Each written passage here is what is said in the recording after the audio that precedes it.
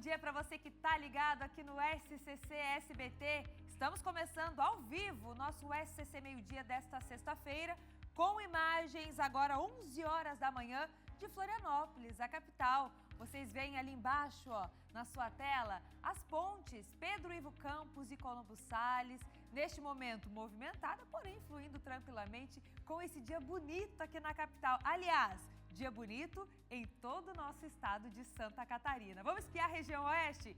Chapecó na sua tela também com esse céu bonito. Desde as primeiras horas, o dia vai continuar assim. A gente tem até um destaque para a região oeste, que é com relação às altas temperaturas. Hoje podemos chegar aí aos 28, 29 graus. Vai esquentar, é uma sexta por lá com cara de verão, viu? Vamos para Porto Belo agora, olha só que imagem bonita também com esse marzão aí ao fundo, esse céu azul. E são com essas imagens lindas que nós damos início ao SCC Meio-Dia de hoje. Começamos com muitas notícias para vocês. Um caso chocante aqui no nosso estado. Um homem foi preso na Grande Florianópolis, suspeito de estuprar uma menina de apenas 10 anos de idade. Ele seria um professor de judô muito conhecido na região. Todos os detalhes desse caso em instantes aqui no Meio-Dia. Tem ainda imagens impressionantes que mostram o exato momento de um acidente entre uma moto e uma caminhonete numa cidade aqui do estado. Infelizmente, a vítima, uma jovem, não resistiu aos ferimentos. E ainda hoje você vai conhecer a história de pessoas atendidas na Passarela da Cidadania e que, após muitas dificuldades, estão recomeçando a vida através das oportunidades oferecidas no local. É emoção e superação a partir de agora aqui no Meio-Dia. Fique com a gente, estamos no ar.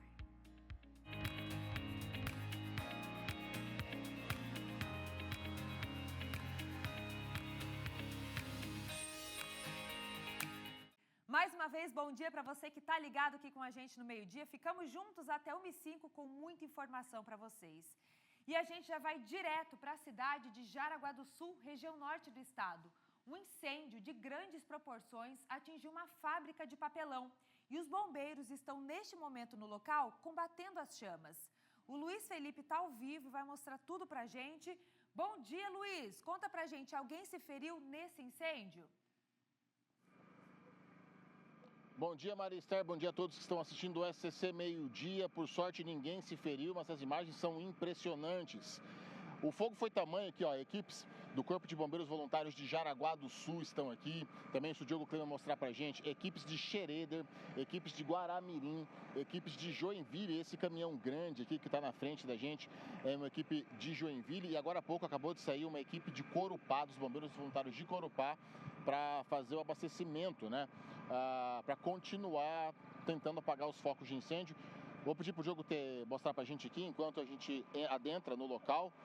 Ali, Diogo, a equipe do Corpo de Bombeiros, é importante a gente ressaltar o trabalho desses homens e mulheres que estão fazendo esse trabalho aqui desde as 8 horas da manhã de ontem. 8 horas da manhã de ontem, ali estão todo o equipamento deles, tem também oxigênio no local, eles estão com o aparato completo ali, uma área de descanso, porque já se passaram de 12 horas, né? Começou às 8 horas, já se passaram mais de 12 horas desse incêndio. A gente vai conversar aqui com o proprietário, o seu Décio Maximiliano, proprietário dessa empresa, antes da gente mostrar ali o que está acontecendo nesse momento. Seu Décio, lamentamos, né, esse incêndio que acabou ocorrendo. Primeiro, sem feridos, né? Sem feridos. Na verdade, conseguiram evacuar todo mundo e o bombeiro foi muito rápido, muito eficiente e graças a essa eficiência conseguiram conter e evacuar todo mundo e apenas estamos agora fazendo o enxágue no que sobrou para que não retorne o fogo novamente. Seu Décio, a gente sabe, perdão interromper o senhor, mas a gente estava conversando antes aqui, a gente já sabe que pode vir a ser uma caldeira que tenha pegado fogo, algo do tipo que é o início desse incêndio? Não tem nada a ver com a caldeira. O que aconteceu é que ele parece que brotou no setor onde tem a caldeira. Pode ser que deu um curto-circuito, alguma coisa, e como tem a parte elétrica, daí ele seguiu a parte elétrica, né? Seu Décio, o material que vocês fazem é algo parecido com esse aqui? Isso. Não, isso aí é a nossa matéria-prima principal. Certo. Essa matéria-prima aqui, ela é industrializada E aquelas bobinas que vocês estão vendo lá, que eles estão tirando, é o produto que sai. E o nosso produto principal é a caixa de papelão. Seu Décio, eu vou agradecer ao senhor pela entrevista. A gente vai chegar um pouco mais perto, a gente tem que tomar um cuidado por conta do que está sendo feito aqui desse trabalho. O Diogo vai mostrar pra gente, amigos do SCC Meio Dia, que aquelas bobinas, tanto essa bobina que o Diogo está mostrando agora, quanto aquelas, precisam ser constantemente molhadas. Por quê? Porque deu-se início a esse incêndio, e aí, como o papelão é um material completamente inflamável, quando você revira ele, é capaz de termos focos de incêndio. Vou ver se o companheiro aqui do Corpo de Bombeiros Voluntários aqui de Santa Catarina. Como é que é seu nome, comandante? Marcelo Ferreira. Marcelo Ferreira. Como é que está a situação nesse momento desse incêndio aqui em Jaraguá? Já está mais controlado, agora estamos só cuidando dos focos menores, né? Fazendo um rescaldo do material. A parte pior já foi realmente combatida na parte de noite, de madrugada, a gente conseguiu fazer o combate. Agora evitar que se propague, né? Porque ainda tem muito material, fazer o resfriamento e fazer o combate até realmente ser totalmente eficiente, né? Por ser um material completamente inflamável, o Diogo pode mostrar ali pra gente essa retroescavadeira. Por ser um material inflamável, quanto mais se revira, pode encontrar novos focos de incêndio. Isso porque a temperatura embaixo é muito mais alta, né? Então muito mais fácil, quando a gente acaba movimentando, acaba voltando novamente o incêndio. Isso que é a nossa grande preocupação, a gente acaba movimentando e acaba voltando o incêndio. Vou aqui parabenizar o trabalho de vocês, sem a equipe do Corpo de Bombeiros Voluntários isso não seria possível. E é isso, Maria e a todos, olha só, essa é a situação de momento aqui dessa fábrica em Jaraguá do Sul. Mais de 30% da fábrica, infelizmente, já está deteriorada. E ali, essa imagem ali, Diogo, é importante a gente mostrar, porque ali ainda tem focos de incêndio desde as 8 horas da manhã de ontem. Então, por ser um material completamente inflamável, quando você revira ele acaba pegando fogo. Outra imagem que eu vou pedir pro Diogo mostrar pra gente, ali, ó, a gente percebe que tem um outro rapaz ali jogando água, porque naquela localidade ainda não tem focos de incêndio como essa que o Diogo acabou de mostrar, mas é necessário se resfriar essas bobinas para que não haja novos focos de incêndio.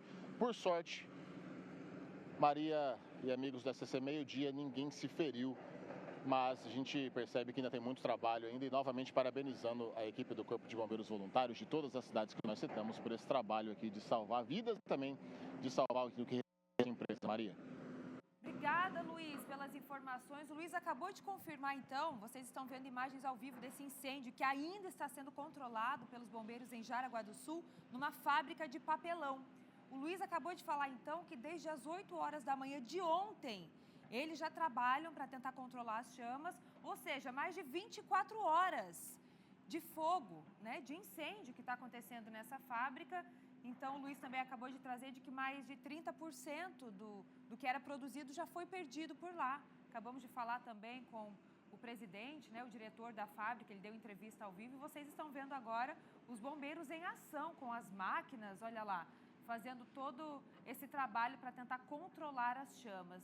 Luiz, é muito curioso também a gente ver como é que isso funciona, né? Do outro lado, até se o Diogo puder filmar para a gente, mostra ali que tem uma pessoa com uma mangueira mesmo, tentando resfriar as máquinas para que esse fogo não se alastre. Ó, a gente consegue ver, ele está ali numa escada onde o fogo ainda não chegou. Então, olha só, gente, todo o trabalho que envolve, né, os bombeiros e quem trabalha por ali também, ajudando a salvar o que é possível dessa fábrica. Fica aqui os nossos sentimentos, né, de toda essa perda aí. Não houve feridos, viu, gente? Não houve feridos, só perdas materiais mesmo. Qualquer novidade, Luiz, você que está ao vivo aí em Jaraguá, pode nos chamar aqui no meio-dia, que nós voltamos, então, com mais informações direto do norte catarinense. Muito obrigada pelas informações. Agora, 11 horas e 9 minutos, uma jovem morreu em um acidente de moto na manhã dessa sexta-feira. Equipes de resgate estiveram no local, mas a vítima não resistiu. Felipe Bastos, ele está ao vivo em Chapecó, está chegando com as informações. Bastos, conta mais detalhes para a gente. Bom dia.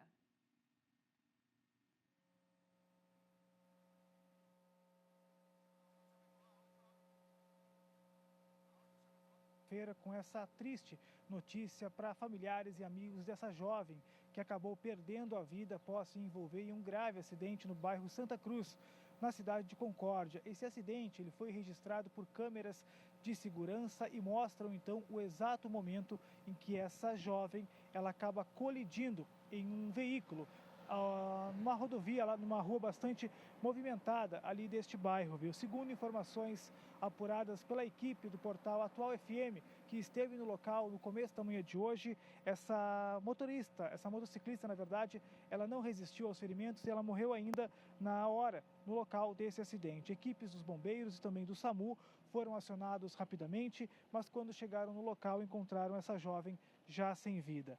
Até o momento, a identidade dela não foi oficialmente confirmada, mas as primeiras informações, inclusive apuradas no local desse acidente, apontam que se tratava de uma mulher jovem que estava sozinha no momento desse acidente. O trânsito nessa via ele está parcialmente liberado, funcionando apenas em uma pista em cada sentido, já que o trecho normalmente é de pista dupla. Motoristas devem redobrar a atenção quem for passar por esse trecho, pois as viaturas permanecem no local desse acidente e o tráfego de veículos segue lento. As autoridades elas estão apurando a ocorrência, devem investigar as causas desse acidente que infelizmente matou essa jovem lá no município de Concórdia. Para situar o telespectador, esse acidente, então, que foi registrado por volta de 15 para as 8 da manhã de hoje, foi na rua Senador Atílio Fontana, via de acesso ao bairro Santa Cruz. Fica os nossos sentimentos para familiares e amigos dessa jovem que, infelizmente, perdeu a vida no começo dessa sexta-feira. Maria Esther, devolvo para você no estúdio. Nossa, Bastos, que tristeza. A gente vê essa imagem, né? Imagino que a família, os amigos estão passando. Nossos sentimentos, nossa solidariedade à vida dessa jovem que perdeu a vida, né? Tão cedo nesse acidente em Chapecó. Obrigada, Bastos. No SCC Esporte de hoje, tudo sobre os catarinenses que vão a campo no final de semana, tanto pela Copa Santa Catarina como pelo Campeonato Brasileiro. Tem também as novidades do futebol europeu, isso porque nessa terça-feira, Champions League retorna para a tela do SCC SBT. Coisa boa, né? Você que gosta de um futebol, fique ligado, já já tem a Angélica por aqui com todos os detalhes. O mês de setembro, pessoal, é reconhecido por ser o mês da consciência, o mês da doação e transplantes de órgãos. Daqui a pouquinho a gente vai falar sobre esse assunto com vocês, então fique ligado porque o SCC Meio Dia ainda vai até o 1h05 com muita informação por aqui, viu? Agora vamos para a região do Litoral Norte. Um abrigo foi interditado em Itajaí pelo Ministério Público de Santa Catarina. A denúncia é de maus tratos contra adolescentes. O município agora deve assumir o acolhimento e a Cris Pinheiro está chegando ao vivo com todos os detalhes. Cris, a notícia é com você. Bom dia. Bom dia, Maria. Você que nos acompanha aqui no SCC Meio Dia. Maria, a gente começa sexta-feira falando de um assunto triste, complicado, né?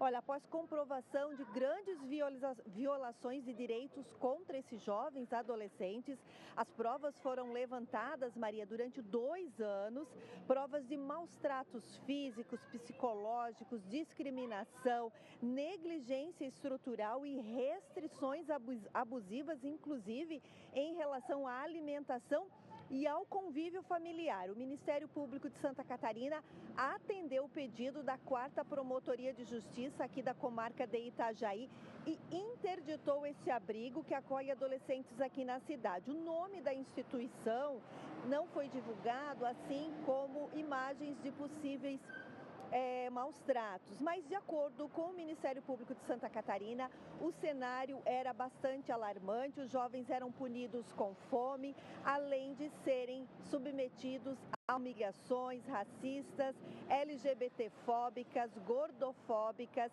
e viverem, de acordo com o Ministério Público, em condições precárias de ausência, inclusive de atividades escolares.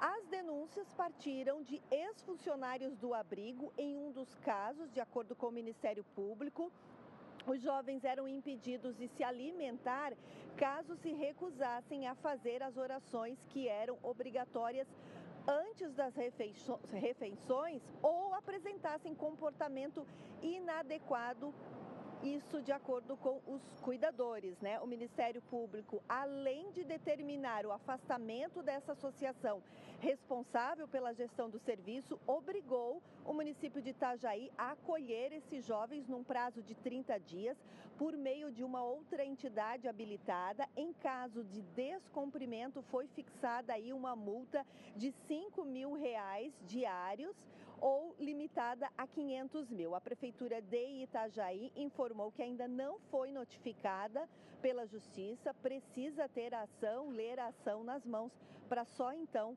tomar aí providências e dar uma posição oficial. A gente, claro, vai acompanhar essa situação e saber para onde esses jovens vão ser encaminhados, né, Maria? Volto contigo.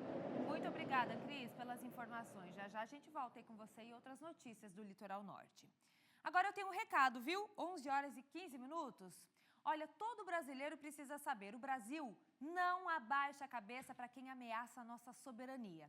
A gente segue do lado do Pix, do lado do brasileiro, é gratuito, moderno, inovação nossa. Vocês viram o tarifaço?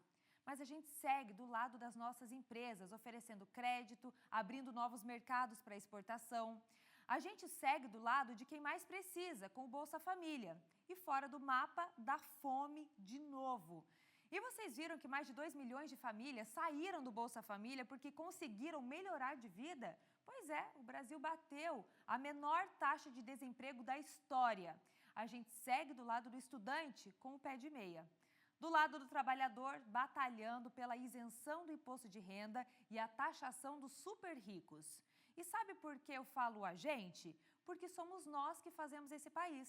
E a gente pode contar com quem está do nosso lado. Governo do Brasil, do lado do povo brasileiro. Vamos fazer uma pausa por aqui? A gente volta em instantes com mais notícias e tem o caso chocante aqui em Santa Catarina. Um homem foi preso na Grande Florianópolis, suspeito de estuprar uma menina de apenas 10 anos de idade. Ele seria um professor de judô muito conhecido aqui na região. Todos os detalhes depois do intervalo.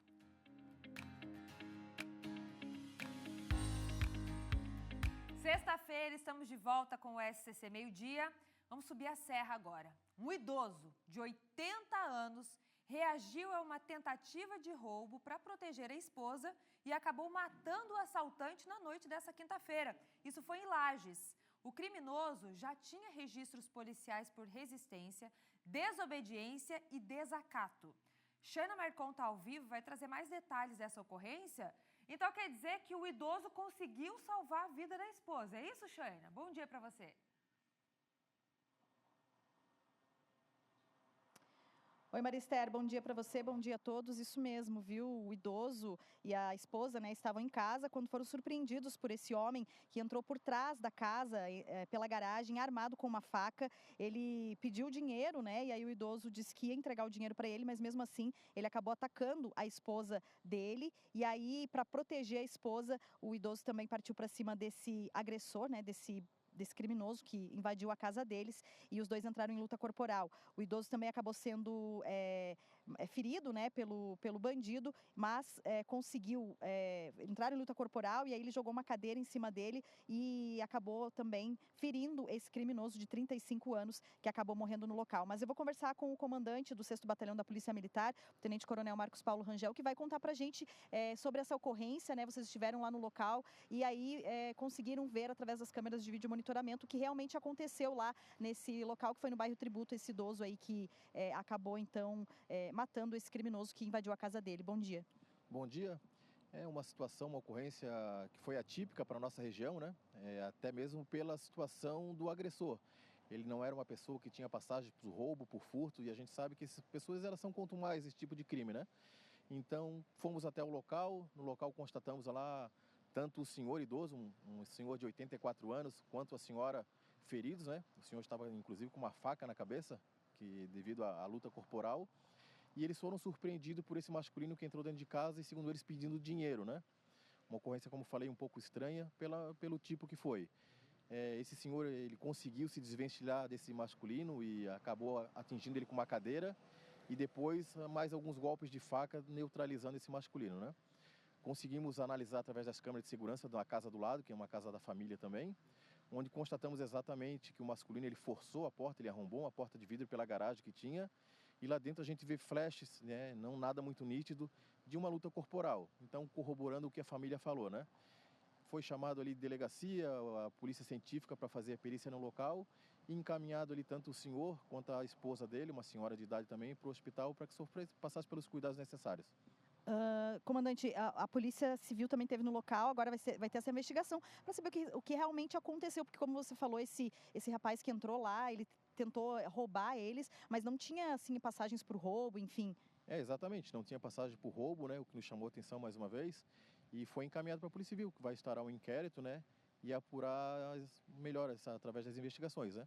Para nós ficar bem claro, né, pela atitude que o masculino tomou ali de entrar armado e forçando a porta, arrombando, né, que foi um caso claro de legítima defesa, onde até louvável um senhor de 84 anos que teve virilidade suficiente para neutralizar o masculino e defender a sua família, né.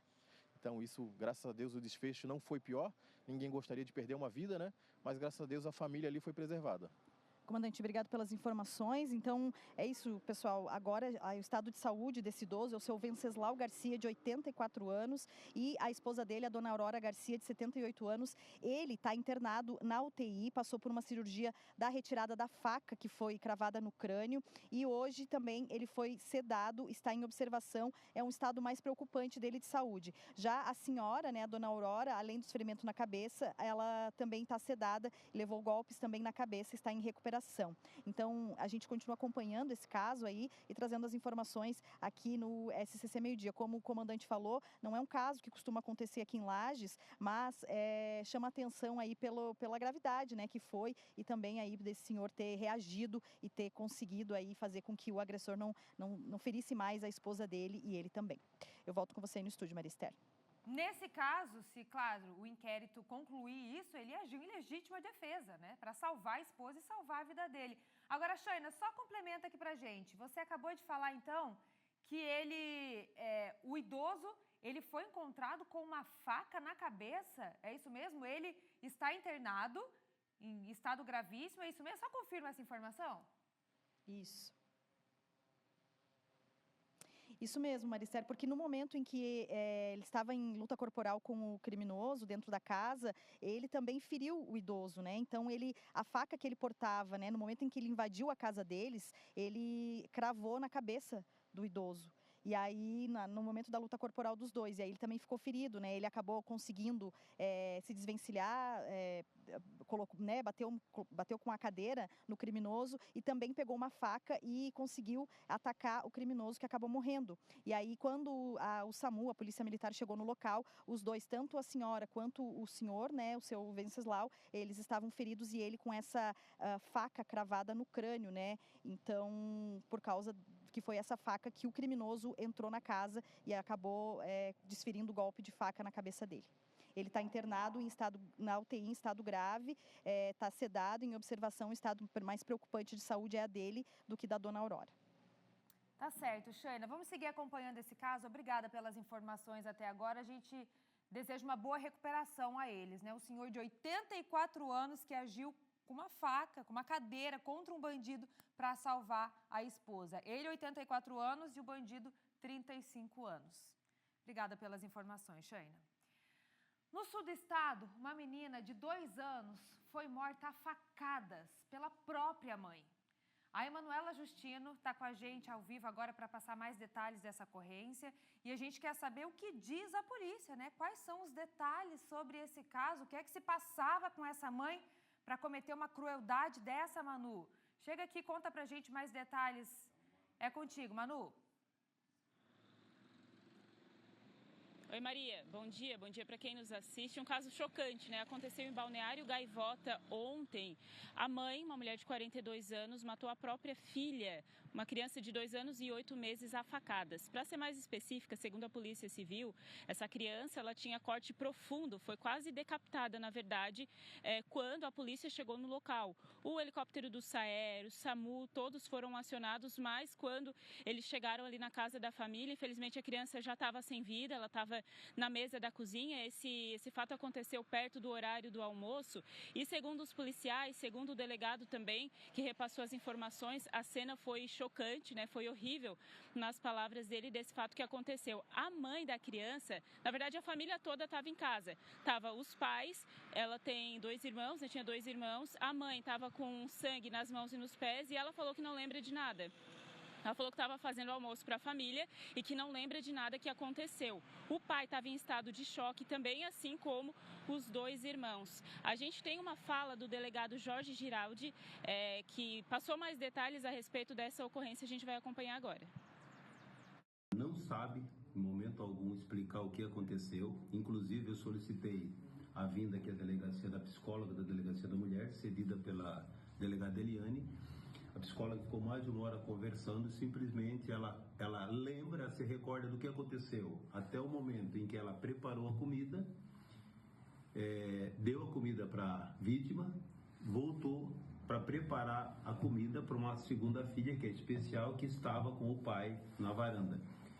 E em seguida ela gritou, chamou o marido e o marido disse o que tu fez e ela disse que ela não sabe informar, esclarecer em momento algum, nem para mim, nem para a psicóloga, o que aconteceu. Segundo a polícia também, a mulher não fazia uso de nenhum tipo de medicamento, não tinha nenhum tipo de desavença familiar, como, por exemplo, uma espécie de vingança, querendo usar a criança, não tem nenhum tipo de histórico em relação a isso, segundo a polícia, não tinha problema de convivência, não tinha registro de uso de drogas da família, por isso que essa versão, né, ela foi dando essa versão que não lembra de nada do que aconteceu ali no local. Logo depois, aí, claro, né, acabou movimentando ali o local, o Balneário Gaivota foi próximo do almoço também, populares já foram ali para o local pela gravidade do que aconteceu. A gente vai acompanhar um outro trecho também, que o delegado até, inclusive, se emociona lembrando de como que estava a cena no momento que eles chegaram e viram a criança naquela situação. Pode perguntar se vê as imagens, choca qualquer um. Por isso que eu digo, a pessoa para cometer um crime desse tem que ser muito bárbaro, tem que ser muito cruel. Por isso que eu digo que ela não estava na sã consciência, porque é difícil, né? Ver uma criança daquela forma ali, quase decapitada em cima de uma mesa, como fosse um ritual de magia. Ela chorava muito, mas sempre a mesma versão. Ela não mudou, em momento algum ela mudou. Ela deu margem a que a gente pudesse duvidar de uma outra versão. Eu cheguei a perguntar a ela se ela, no momento, qual era a convivência do pai. Não, era ótimo, excelente, ele gostava muito. Tanto é que a fotografia ali, momentos antes, estava o pai com a criança no colo, sorrindo, coisa de 5 a 10 minutos antes. Bom, como o delegado falou, né, tinha um registro de alguns minutos antes de acontecer tudo isso, deles agindo normalmente, da família agindo normalmente. Essa mulher já foi presa, ela foi presa ontem, já foi encaminhado para o presídio feminino aqui no sul do estado.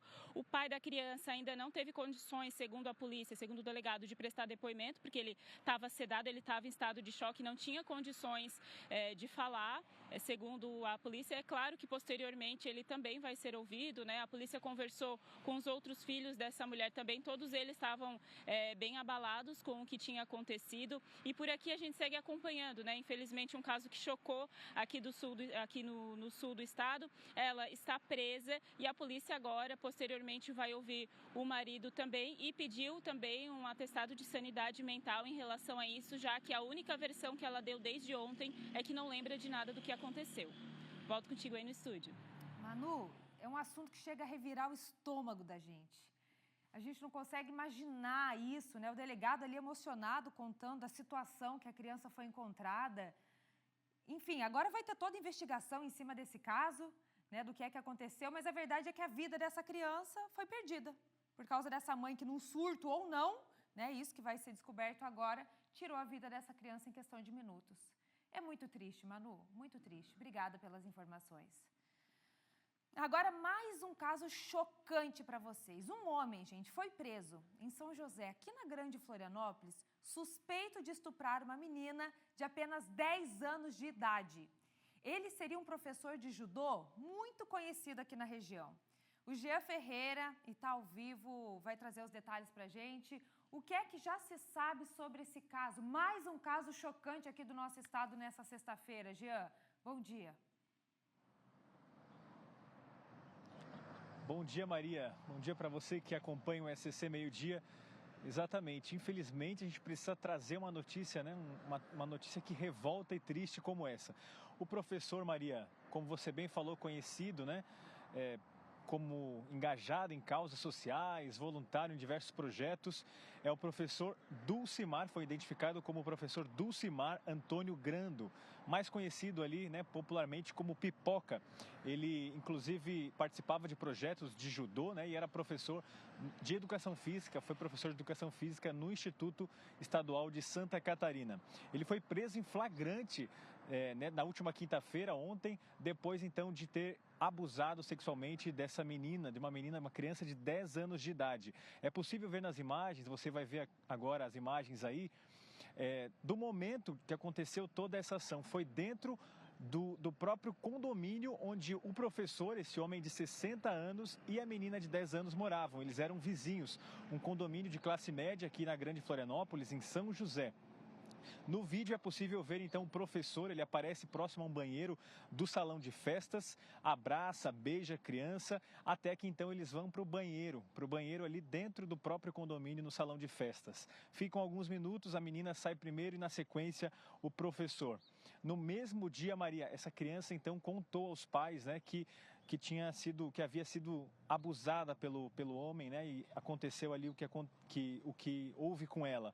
No relato da família, o pai conta que a menina disse que ele passou as mãos nas partes íntimas dela e colocou então a língua, né, dentro da boca, acabou forçando então um beijo nessa menina. Buscas foram realizadas pela região e o criminoso foi encontrado já ali em São José mesmo e levado para a delegacia. Ele até tentou no depoimento, né, negar ali, mas o vídeo, as câmeras, as imagens mostraram o que havia acontecido. O que mais choca, Maria, é que esse homem, esse professor de 60 anos, já tinha um histórico de crimes contra menores.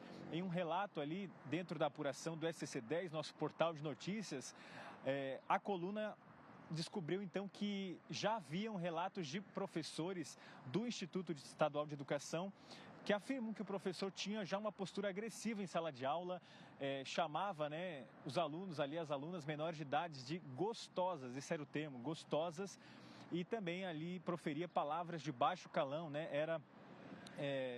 respondia em tom ofensivo ali a esses alunos menores de idade. Ainda segundo a apuração, em 2010, esse mesmo professor já havia tido um registro de um boletim de ocorrência por conduta imprópria contra menores, o que acabou resultando na época, em 2010, em uma detenção desse professor. A gente tentou contato com a Secretaria de Educação, né, que ainda está apurando o caso e vai se manifestar, e também tentamos contato com a defesa do professor Dulcimar Antônio Grando, mas ainda não tivemos retorno. O espaço segue aberto, tanto aqui no SCC SBT quanto no portal SCC10, mas o que choca é esse histórico, né? E o que aconteceu então ontem, melhor dizendo, o homem já foi preso e segue agora em todo esse processo legal, né, de apuração, de investigação dos fatos que aconteceram, Maria. Voltamos ao estúdio com essa notícia chocante da Grande Florianópolis. Nossa, Jean, mais uma bomba pra gente nessa sexta-feira, hein? Vendo essas imagens, um professor de 60 anos de idade com uma criança de 10 anos. É chocante demais a gente ver isso. E sabe o que mais choca também? É quando a gente entra nas redes sociais, aqui no portal SCC10, e vai ver os comentários das pessoas sobre esse vídeo, dizendo: mas a criança não foi forçada, a criança ela só foi até o banheiro junto com esse homem. Gente, a criança tem 10 anos, ele era um professor, ele era um vizinho, a criança simplesmente confia num adulto, numa pessoa que está envolvida, que convive muitas vezes com os pais, com todo mundo que está ali nesse condomínio. A criança não imagina que um ser de 60 anos de idade vai fazer isso com ela. Com 10 anos, ela não tem consentimento, com 10 anos, ela não sabe o que pode e o que não pode acontecer. E mais, mulheres falando isso, mulheres ali comentando: mas essa criança, pelo amor de Deus, isso não pode ser aceitável, gente, de forma alguma. Esse ser humano que fez isso tem que ser punido. Olha, é muito triste, muito triste. A gente volta para falar disso quando esse ser humano for punido. Vamos seguir por aqui, agora 11 horas e 36 minutos. Vocês lembram do caso do vereador de Dona Ema, que matou um empresário da cidade por divergências políticas em 2022? Depois do crime, ele fugiu, ficou foragido por quase 3 anos e reapareceu ontem, no dia do julgamento, e foi condenado pelo homicídio. Agora, qual foi o tamanho dessa pena? O PC está chegando aqui ao vivo para trazer os detalhes para a gente. É contigo, PC, bom dia. Bom dia, Marister. Bom dia a todos. Valdir Siqueira foi condenado a 29 anos, 6 meses e 20 dias de prisão. Ele foi considerado culpado pela morte e pelo homicídio do empresário Luciano Mafessoli e foi condenado ainda por outras 2 tentativas de homicídio. A gente tem agora imagens para mostrar aqui no SCC Meio-Dia do forte esquema de segurança que foi montado ontem para o julgamento realizado em Presidente Getúlio. A gente tem essas imagens para mostrar. O empresário Luciano Mafessoli foi morto por Valdir Siqueira com 3 golpes de faca. O crime aconteceu no dia 5 de novembro de 2022. Valdir Siqueira ainda feriu outras 2 pessoas que estavam com o empresário no dia da briga. Os crimes foram motivados por divergências políticas, tudo por causa de uma aposta sobre quem venceria a eleição presidencial de 2022. Depois de matar o empresário, Valdir Siqueira, que na época era vereador de Dona Ema, fugiu e ficou foragido, escondido por quase 3 anos. Ontem, ele reapareceu para enfrentar o tribunal do júri. A defesa alegou inocência. Ele alegou legítima defesa. Mas o promotor de justiça, Lucas Carvalho Matiola, rebateu a alegação. Vamos conferir agora um trecho da sustentação do promotor durante o julgamento de ontem. Que inocência é essa? Senhores, a inocência grita, grita. E quando eu olho para o Valdir e eu direciono o ouvido a ele, eu escuto culpado, culpado e culpado. Não é inocente. Não é. E ele sabe que não é. E essas pessoas também sabem. Quem começou a briga? Pode tocar o vídeo. Briga que aconteceu em um bar depois das eleições presidenciais de 2022, um bar lá no centro da cidade, onde toda a confusão aconteceu, bate-boca que evoluiu para briga, que terminou em tragédia. Uma pessoa morta, o empresário Luciano Mafessoli, e outros 2 feridos. E o ex-vereador, foi cassado por faltas injustificáveis, ele ficou foragido, desaparecido, não comparecia mais às sessões da Câmara de Vereadores de Dona Ema, por isso foi cassado em junho de 2023 e agora condenado a quase 30 anos de prisão. A gente tem uma imagem para mostrar, eu queria pedir por gentileza para a nossa produção.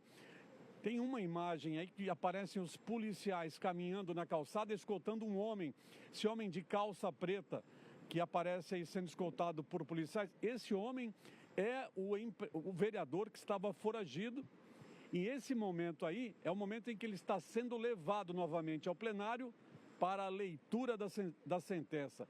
Essa imagem são dos últimos passos dele em liberdade. É o momento em que Valdir foi conhecer a sentença, depois de quase 3 anos foragido. E olha só que ironia do destino, viu, Marister? Foi por causa de uma aposta quem venceria, se era o Lula, se era o Bolsonaro. No mesmo dia em que o ex-presidente Bolsonaro foi condenado a 27 anos de prisão, o ex-vereador cassado Valdir Siqueira também foi condenado a quase 30 anos de prisão. A gente não conseguiu contato com a defesa e nós voltamos ao estúdio com você, Marister. Tá certo, PC. Essa notícia demorou a chegar a essa conclusão, né? Há quantos anos a gente falava desse caso e agora, finalmente, ele está preso, né? Vai pagar pelo crime que ele cometeu. Obrigada pelas informações, PC. Agora, 11 horas e 41 minutos. Por conta do alto consumo de água, os principais reservatórios de Itajaí e Navegantes apresentam níveis críticos. Em alguns bairros já tem problemas no abastecimento. A Cris está chegando ao vivo para falar qual é a recomendação e também se já tem uma previsão para a normalização de todo esse sistema, Cris. Conta pra gente. Isso, Maria. Por enquanto, não há previsão para a normalização do sistema. Isso se dá, como você falou, por conta do alto consumo. Nos últimos 2 dias e meio, houve um alto consumo de água, tanto aqui em Itajaí como em Navegantes, que sobrecarregou os sistemas do Cemasa.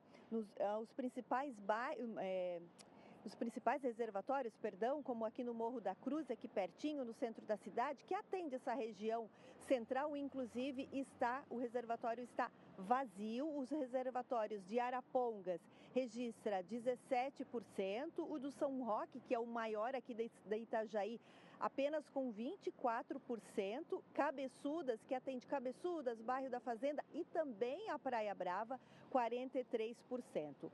A produção nas estações de tratamentos de água, essas sim, do São Roque e Arapongas, nesse momento, estão em total trabalho. Elas ultrapassam os 1.260 litros por segundo. Essa situação, de acordo com o Cemasa, do desabastecimento, da baixa pressão, já são 12 bairros aqui da cidade que sofrem com essa situação, Navegantes também, se dá devido ao alto consumo, ao aumento da população nos últimos tempos e também da falta de investimentos nas estações de tratamento e reservatórios. Mas o Cemasa informa que já está em construção uma nova estação de tratamento. Os primeiros componentes, inclusive, já chegaram. O novo sistema deve disponibilizar mais de 500 litros por segundo de água potável, tanto para Itajaí quanto para Navegantes. Mas os primeiros 250 litros por segundo só devem começar a serem disponibilizados no final do ano. Por isso, o Cemasa solicita e reforça a população que, neste momento, é importante manter a economia e o uso racional da água. Volto com você, Maria. Tá dado o recado, Cris. Muito obrigada pelas informações. Olha, dentro da programação do Festival Nacional de Teatro de Chapecó, tem uma atividade que promete arrancar risadas e despertar a criatividade. É a oficina de palhaçaria livre. O Felipe Bastos está ao vivo em Chapecó e vai contar mais detalhes. A gente quer saber, Bastos, se esse evento é de graça, se ele é aberto ao público, quem é que pode participar dessa palhaçada toda aí? Conta pra gente. Olha, Marister, é de graça, qualquer pessoa pode participar, mas tem que correr, viu? As inscrições vão até amanhã, sábado, e as oficinas de palhaçaria começam já a partir da próxima segunda-feira, dia 15 de setembro, viu? Ou seja, é muito comum aqui, o pessoal gosta bastante dessas oficinas e vão acontecer praticamente toda a semana que vem dentro da programação do Festival Nacional de Teatro de Chapecó. Olha só que legal, essa oficina ela vai ser ministrada pela artista Michele Silveira da Silva, a conhecida palhaça Barrica. São 12 horas de atividades desenvolvidas em 4 encontros, entre os dias 15 e 18 de setembro, sempre das 3 às 6 da tarde, no Centro de Eventos aqui de Chapecó. Um detalhe importante, podem participar pessoas acima dos 15 anos de idade, viu? E a própria palhaça Barrica, ela gravou um vídeo. Vai falar pra gente agora, fazendo um convite também sobre essas oficinas, que terminam as inscrições amanhã e as aulas começam a partir de segunda-feira. Vamos ver um vídeo então da palhaça Barrica. Gravando agora? Tá gravando, né? Beleza? Tá bonita? Tá. Oi, pessoal, tô passando aqui pra convidar vocês pra fazer a inscrição na oficina de palhaçaria livre, que vai acontecer durante a programação do 15º Festival Nacional de Teatro de Chapecó, meu Deus! Olha, a oficina é gratuita, vai acontecer dia 15, 16, 17 e 18 de setembro, das 15 às 18 horas lá no Centro de Eventos. Nossa, eu decorei tudo isso pra falar credo! E olha, a mulher vai inventar umas performances, uns negócios, ela falou lá umas coisas que ela vai fazer, né? E daí, fica aqui o meu convite pra vocês irem, tá? É acima de 15 anos, é gratuito. Ai, tomara que apareça a gente. Ô, gente, vamos fazer oficina, por favor.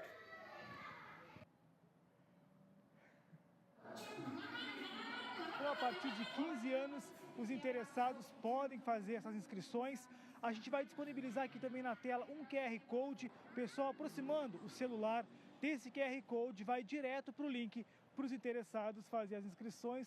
Recado da Palhaça Barrica tá dado, tá todo mundo convidado a participar dessas oficinas que começam na próxima segunda-feira aqui em Chapecó. Maria Esther, devolvo para você no estúdio.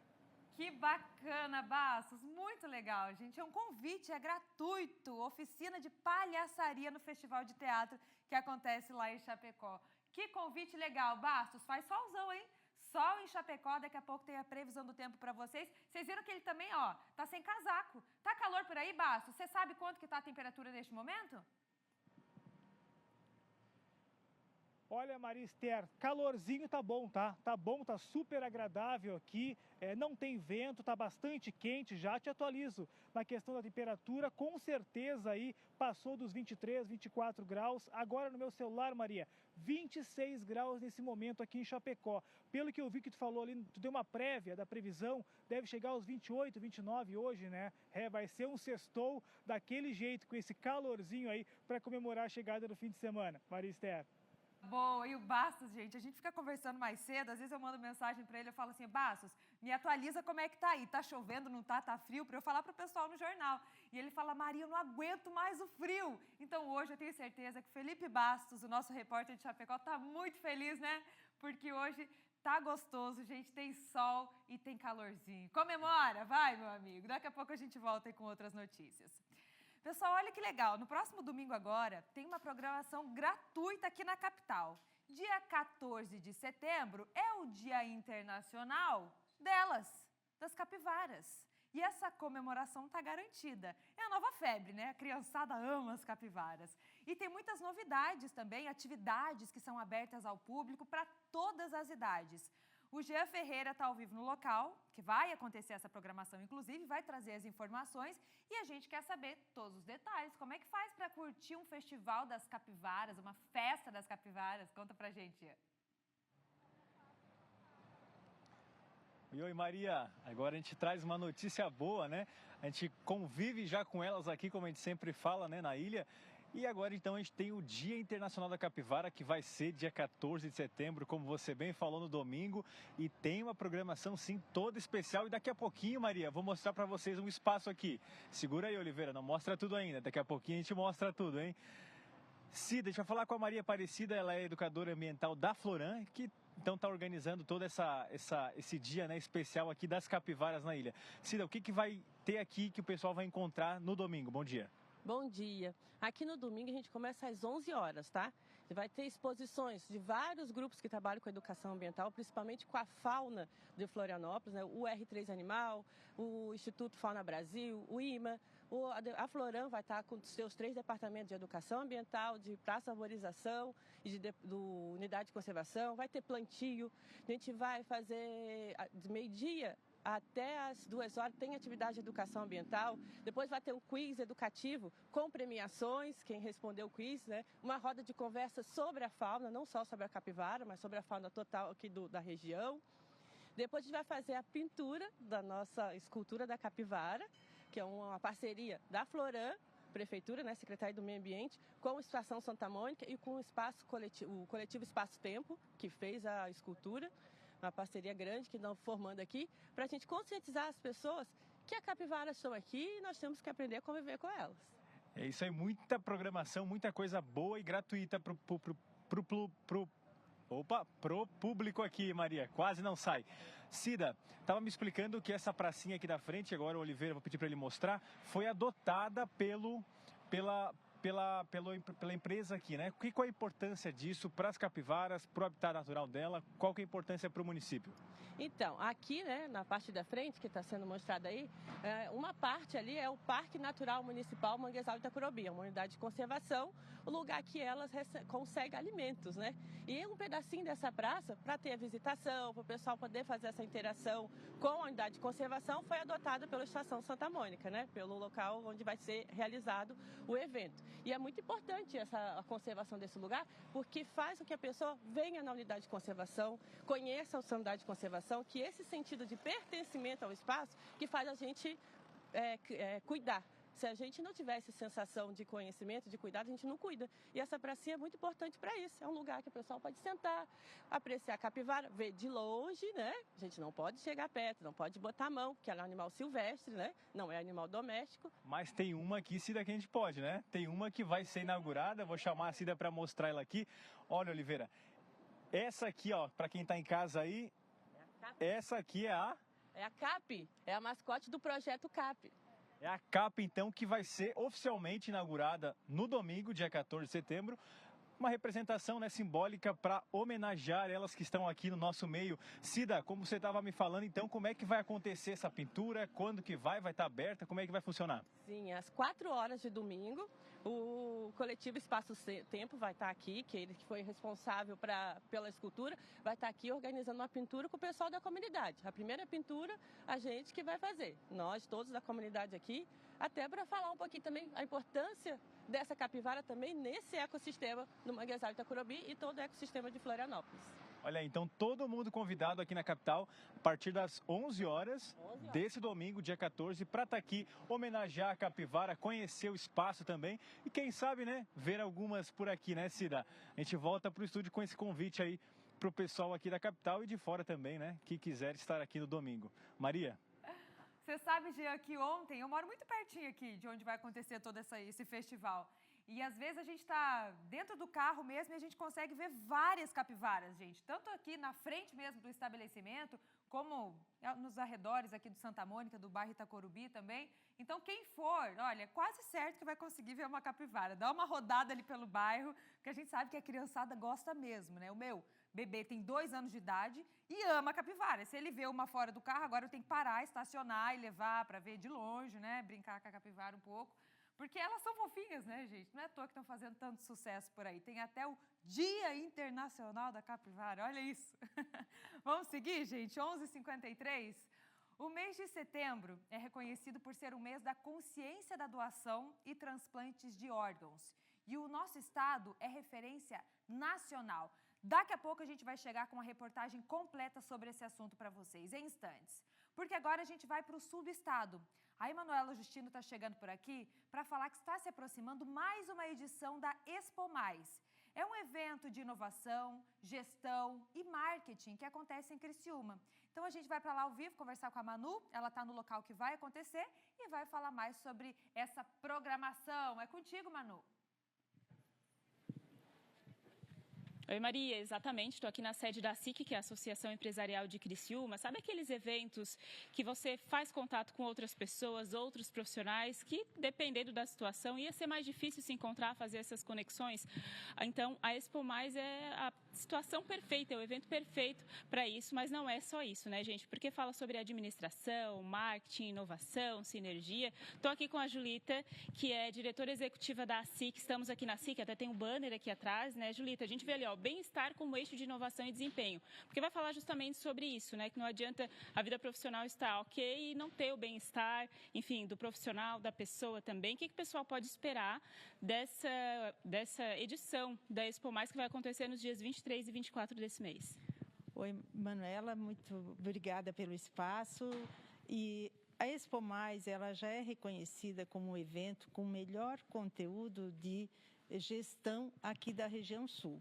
Conteúdo em gestão. Então, este ano nós elegemos o eixo norteador, performance com equilíbrio. E como você falou, para que a gente tenha um bom desempenho, a gente tem que estar em equilíbrio e com bem-estar emocional, inclusive. E toda a programação é nessa jornada de como trazer equilíbrio para as pessoas, ter saúde mental, ter condições para um bom desempenho. Legal, e vão ser 2 dias, porque aqui fica super movimentado, né? A gente está aqui no hall, mas assim, fica movimentado aqui, são várias palestras ao longo do dia, o pessoal conversando, tomando aquele cafezinho. Então, só de maneira geral, assim, mais objetiva também, o que tem de novidade aí para o pessoal nessa edição?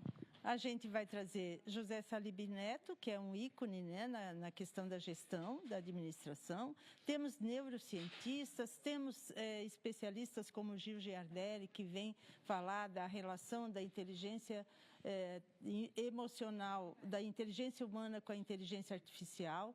Então, temos todos os temas nos 2 dias, começando dia 23 às 14 horas e finalizando dia 24 às 20 horas, temas relacionados a esse eixo norteador. É legal que dá para várias áreas, né, de atuação. Então, assim, o pessoal que está interessado, quer participar, compra o ingresso, onde é que pode ter mais informações? Ingressos podem ser adquiridos pelo site expomais.com. Temos preços bastante acessíveis para pacotes, para individuais, para associados da SIC, associados da CDL. Todos terão condições especiais para participar. E reforçar que também é um ambiente muito favorável à expansão da rede de contatos, aos networks, fechamento de novos negócios, tudo acontece nesse ambiente nos dias 23 e 24 na SIC. Perfeito, então. Obrigada, Julita, diretora executiva aqui da SIC, onde vai acontecer, então, esse evento. Fica aí o convite, pessoal, acessa ali o site da Expo Mais para participar desse evento. Já participei outras vezes aqui, então é bem legal, faz muitos contatos e também assiste às palestras, né? Com certeza é um conteúdo muito rico que o pessoal vai poder acompanhar nesse ano. Volto com vocês aí no estúdio. Convite especial, Manu. Obrigada pelas informações, viu? Vamos seguir com o nosso meio-dia, 11 horas e 57 minutos. O mês de setembro é reconhecido por ser o mês da consciência da doação e também transplantes de órgão. E o nosso estado é referência nacional. Acompanhe na reportagem. Atualmente, mais de 80 mil pessoas aguardam por um transplante no Brasil. Só para rim, são quase 44 mil pacientes. Uma espera angustiante que, para muitos, pode significar a própria vida. O Tiago descobriu que tinha nefropatia por IgA, doença renal autoimune, e precisou receber um transplante em 2023. O grande medo de quem está em fila de espera é esperar muito, né? Porque a diálise ou a hemodiálise é realmente um tratamento bastante limitador, né? Você acaba, enfim, não podendo viajar tanto, tendo uma vida mais restrita, acaba ficando dependente, né, de uma máquina.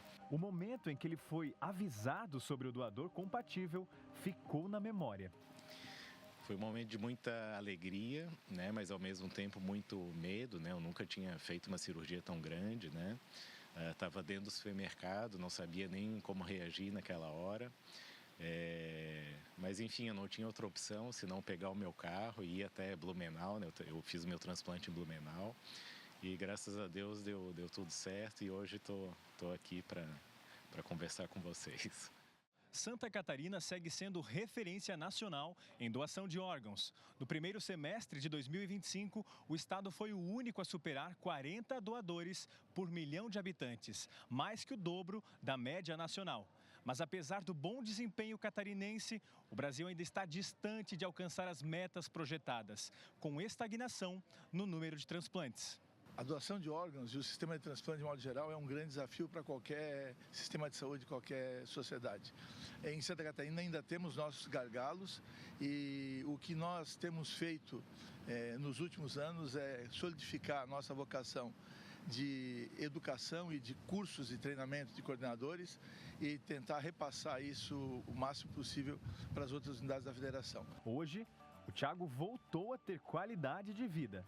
Além disso, foi o primeiro transplantado do Brasil a completar uma das provas de triatlo mais longa do mundo. Com 1 ano e 10 meses de transplante, fiz um Ironman, fui o primeiro transplantado de órgãos do Brasil a fazer um Ironman. E a vida continua, né? E graças ao sim de uma família, né, eu recebi esse rim. Mas essa pessoa que faleceu provavelmente ajudou muitas outras pessoas, né, com outro rim, com pâncreas, com fígado, né? Então pode salvar realmente o sim de alguém, pode salvar muitas pessoas. É o Setembro da Consciência. Agora eu tenho um recado para vocês, viu? A conquista da casa própria é um sonho para você?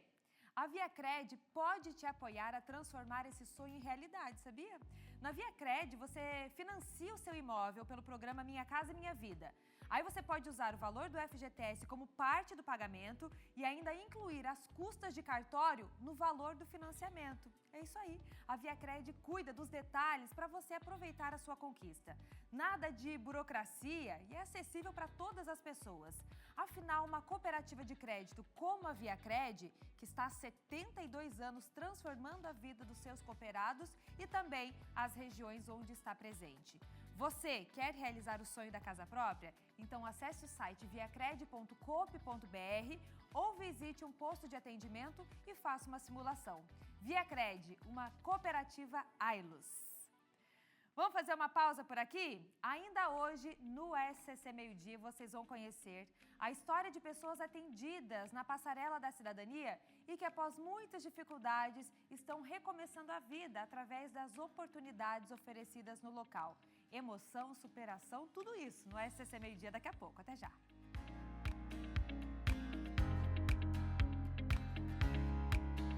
Estamos de volta com o SCC Meio Dia desta sexta-feira e agora vamos para a Serra Catarinense com boas notícias. O Banco do Emprego, setor ligado à Secretaria Municipal da Indústria, Comércio e Inovação, é parceiro do Dia D da Inclusão, que vai acontecer em Lages nesta sexta. E vai ter muita oportunidade de trabalho para pessoas com deficiência. Quem traz os detalhes ao vivo é a Shaina Marcon. Conta dessas vagas. Shaina, contigo. Oi, Marister, bom dia novamente para você e para quem nos acompanha aqui no SCC Meio Dia, isso mesmo, está acontecendo aqui no Senai de Lages, que fica aqui no bairro Universitário, esse dia D da Semana da Inclusão, promovido pelo Ministério do Trabalho e Emprego e também pelo Ministério Público do Trabalho, em parceria então com o Banco do Emprego aqui de Lages e com vários parceiros que estão aqui hoje, várias empresas inclusive, que estão aqui para receber as pessoas com deficiência, também jovens aprendizes e pessoas reabilitadas. Então, muita gente está vindo aqui para participar e quem sabe sair daqui já com um emprego. Eu vou conversar com a Luciana Carvalho, ela é auditora fiscal do trabalho e também coordenadora do projeto de inclusão de pessoas com deficiência e reabilitadas do INSS, do Ministério do Trabalho e Emprego. Bom dia, Luciana. Como está acontecendo o evento hoje aqui? As pessoas os deficientes estão vindo aqui para fazer então o laudo, né? E também para passar pelas empresas para quem sabe sair daqui com um emprego, né? Bom dia. Bom dia. Lages é uma de 9 cidades em Santa Catarina que participa das Semanas Inclusivas Santa Catarina, que esse ano faz 10 anos junto com a Lei Brasileira de Inclusão. Então, chegamos aqui pela primeira vez em Lages e nos surpreendemos com o volume de pessoas com deficiência que estão buscando uma oportunidade de trabalho. E várias empresas estão aqui já fazendo esse cadastro dos currículos e já, inclusive, até fazendo entrevistas com algumas pessoas, né? Com certeza, porque esse ano nós resolvemos presentear a Semana Inclusiva com a capacitação de quase 500 profissionais da área de saúde para que pudessem fazer um mutirão de laudo caracterizador da deficiência. Então, as pessoas com deficiência aqui hoje, que não têm o laudo ainda, passam por essa equipe de saúde, recebem o seu laudo caracterizador para fins do trabalho e vêm aqui conseguir uma oportunidade de emprego. E hoje até o fim da tarde, então as pessoas podem vir aqui participar. Isso, a gente pede que as pessoas venham até as 4 horas da tarde. Temos oportunidades de emprego, temos oportunidades de aprendizagem profissional, temos oportunidade inclusive de bolsas de estudos de algumas universidades aqui. Então participem, falem com os amigos, os vizinhos e venham. Obrigada, Luciana, pelas informações. A gente está aqui acompanhando o evento, então. Claro que tudo foi feito pensando, né, nas pessoas com deficiência, através, então, de acessibilidade, intérprete de Libras. O pessoal está aqui, inclusive, já conseguindo, fazendo entrevistas para as vagas de emprego. Aqui, ó, o intérprete de Libras, Fabiano, está auxiliando o Evandro, que é surdo, a conseguir uma vaga, né? Ele está fazendo, inclusive, uma entrevista, o Fabiano auxiliando ele aqui com o intérprete de Libras, para que ele entregue o currículo e já faça, então, aí a entrevista com a empresa para tentar uma vaga de emprego, então. Muita gente participando e quem quiser participar, você que tem alguma deficiência, que é uma pessoa, né, reabilitada, ou você que é jovem aprendiz, pode vir aqui até as 4 horas da tarde, aqui no Senai de Lages, no bairro Universitário, para participar, traz seu currículo, passa pelo laudo caracterizador e aí vem aqui para conversar com as empresas, quem sabe sair daqui com emprego também. Eu volto com você aí no estúdio, Marister. Muito legal, Shaina. A importância desses eventos, né? Para incluir todo mundo no mercado de trabalho e lá com todo esse suporte, né? De quem entende, de quem sabe falar Libras. Muito legal. Obrigada pelas informações, viu, Shaina? A gente volta daqui a pouquinho para a Serra Catarinense, porque agora, ó, 12:07, é hora do esporte. Bora lá.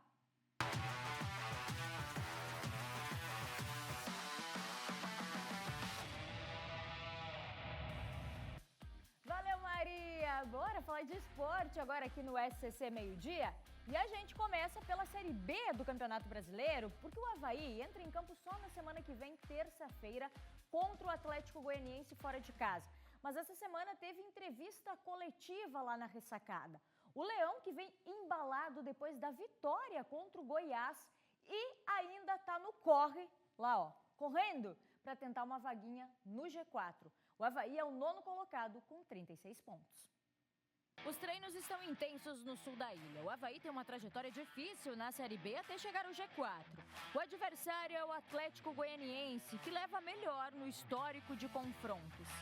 Foram 21 partidas na história e o retrospecto aponta 5 vitórias do Avaí, 7 empates e 9 vitórias do Atlético Goianiense. O técnico Jair Ventura vem com a equipe embalada após a vitória em cima do Goiás na ressacada. Os problemas extracampo estão superados e a equipe está fechada. Nosso grupo está muito fechado, a gente está muito focado num só objetivo desde o início da competição, independente dos resultados negativos aí, é normal.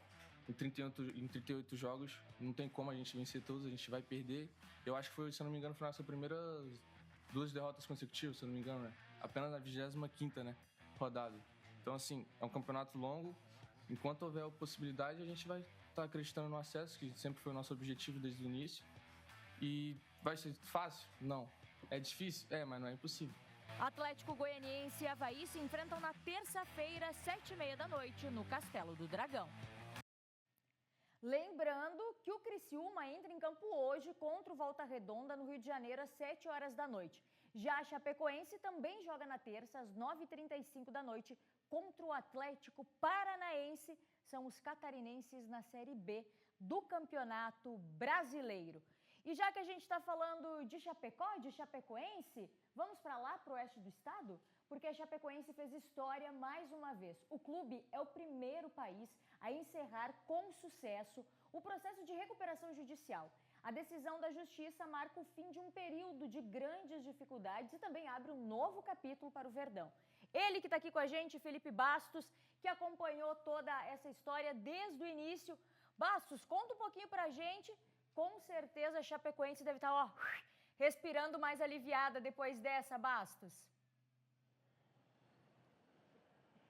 Olha, Angélica, boa tarde. Tu sabe que eu ia começar esse ao vivo falando exatamente isso, viu? Sensação de alívio, sem dúvida nenhuma, após ter esse anúncio aí, né? O fim da recuperação judicial da Chapecoense. Chapecoense que pode agora, vai respirar muito mais aliviada quando o assunto é a questão financeira aqui do clube, viu? Segundo a própria sentença, o clube cumpriu integralmente todas as obrigações previstas no plano aprovado pelos credores.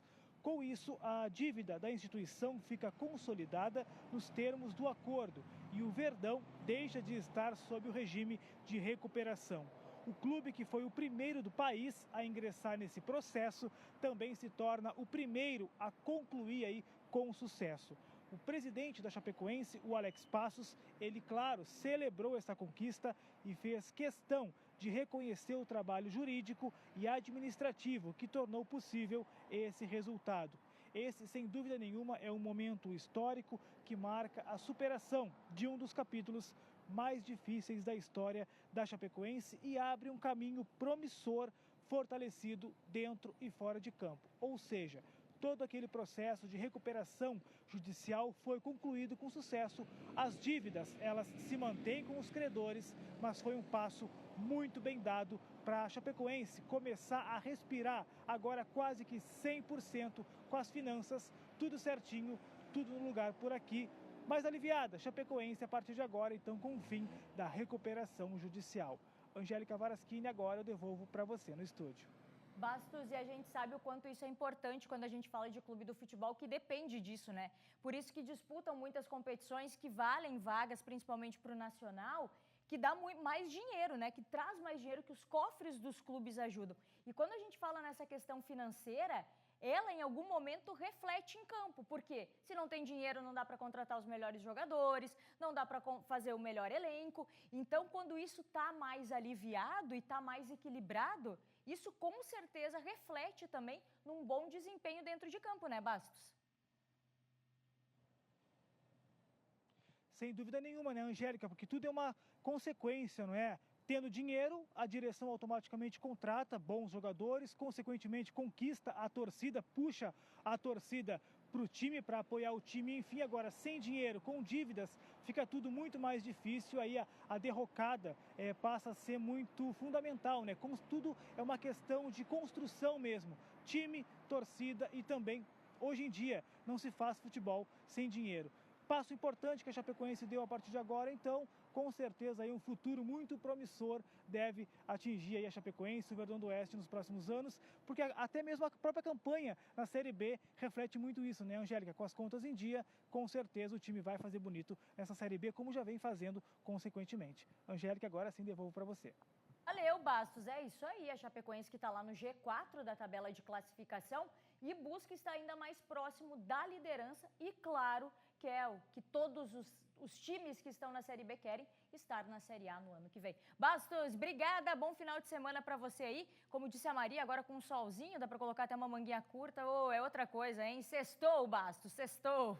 Valeu, Felipe Bastos, direto lá do oeste do estado, trazendo as informações tão importantes da Chapecoense. Mas agora vamos falar da Série C, porque o Brusque entra em campo fora de casa contra a Ponte Preta pela segunda rodada do quadrangular. O técnico Bernardo Franco falou sobre o atual momento do time do Vale e também sobre o duelo contra os paulistas. Hoje o grupo está totalmente focado, né? A gente só pensa no jogo de domingo e tenho certeza que nós vamos estar muito preparados para esse jogo para poder buscar, sim, uma vitória, né, e ter um desempenho ainda melhor do que tivemos contra o Náutico em casa. Na primeira fase o jogo ele foi um jogo atípico, né, porque houve uma expulsão, né, que desconfigurou um pouco o cenário do jogo, né, e acabou que o placar foi um pouco mais elástico, né, então a gente não tem como tirar muito parâmetro desse jogo, né, porque a equipe também da Ponte já se alterou muito de lá para cá, nós também já evoluímos muito de lá para cá, então um novo campeonato, um novo momento, né, e a Ponte vem numa sequência muito boa de 4 vitórias seguidas, né, jogando frente ao seu torcedor, vai criar uma atmosfera difícil de ser enfrentado, mas a gente sabe da nossa força jogando fora de casa contra adversários que têm esse peso, né? É isso aí, o jogo importante do Brusque, claro que a gente vai ficar aqui na torcida por ele. Na Série D também tem catarinense em campo, porque o Barra recebe o Inter de Limeira de São Paulo neste sábado às 4 horas da tarde, pelo jogo de ida da semifinal da Série D, lembrando que o Barra já está classificado para a Série C do ano que vem. Mas agora aqui no SCC Esporte, vamos falar de Copa Santa Catarina?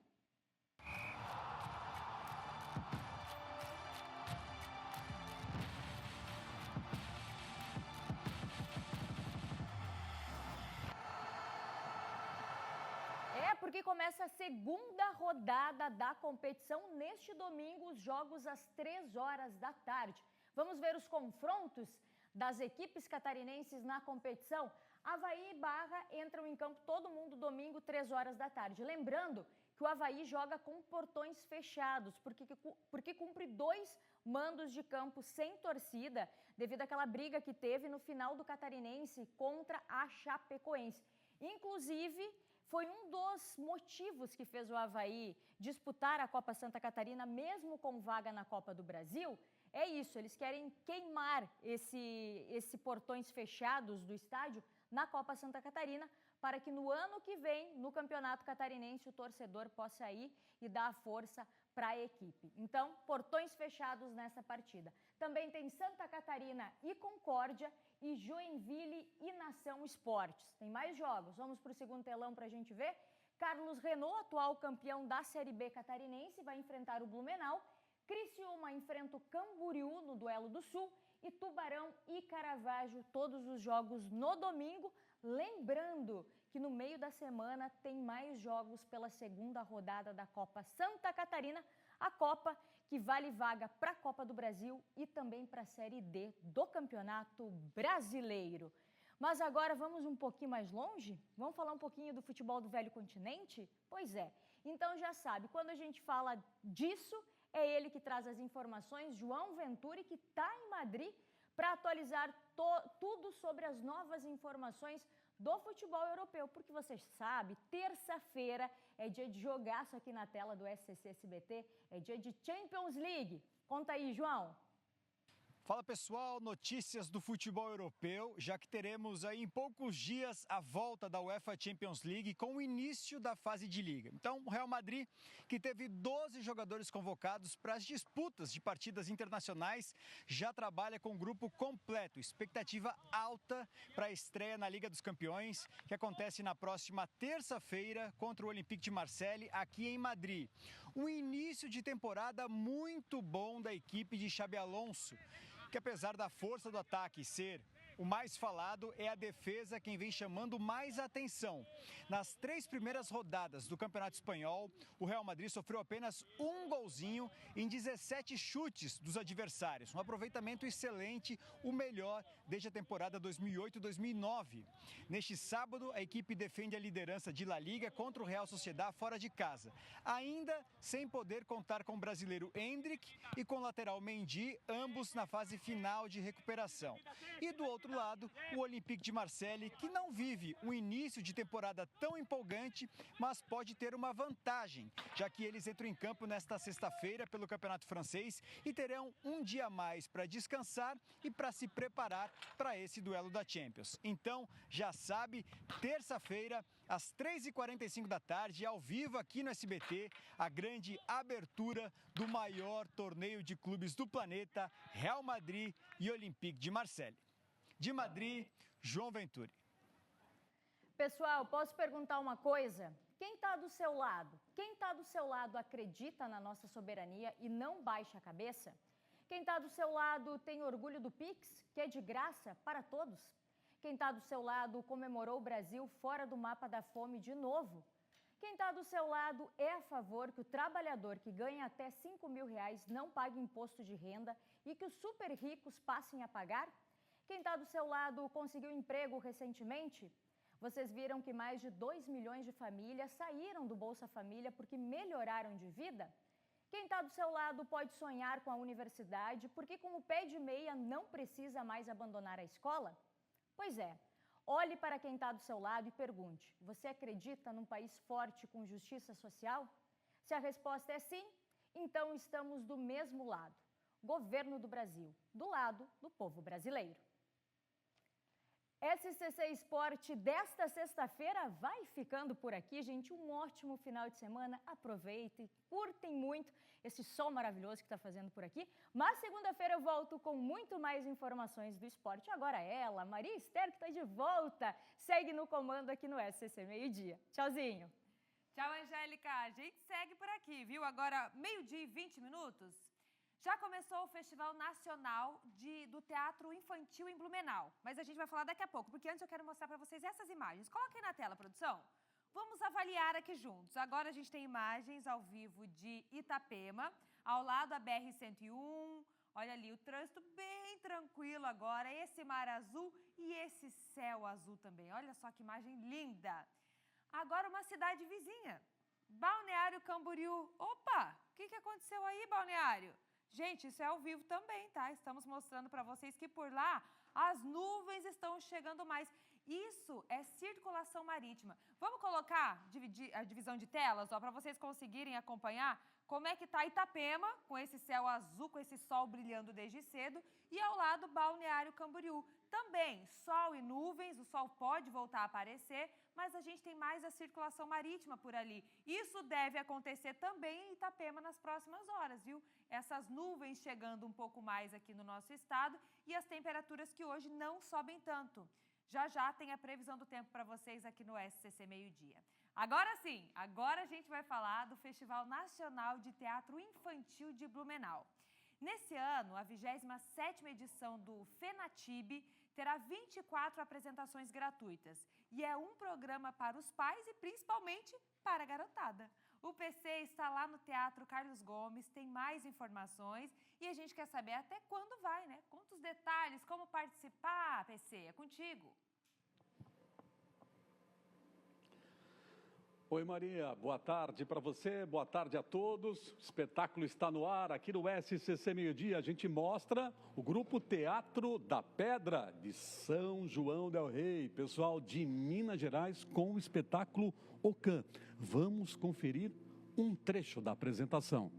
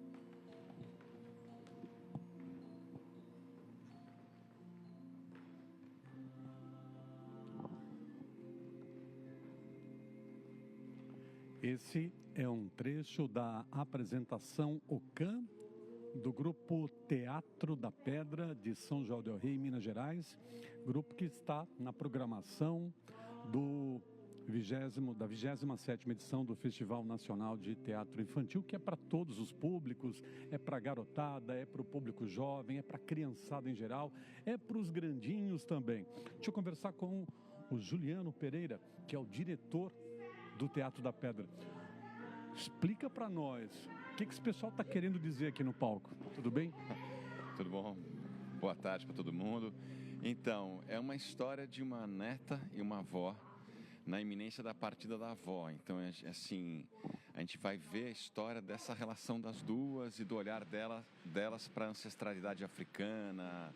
É bem bonito o espetáculo. É bem bonito. Agora, o que tu destacarias de mais importante nessa peça? Qual é a mensagem principal?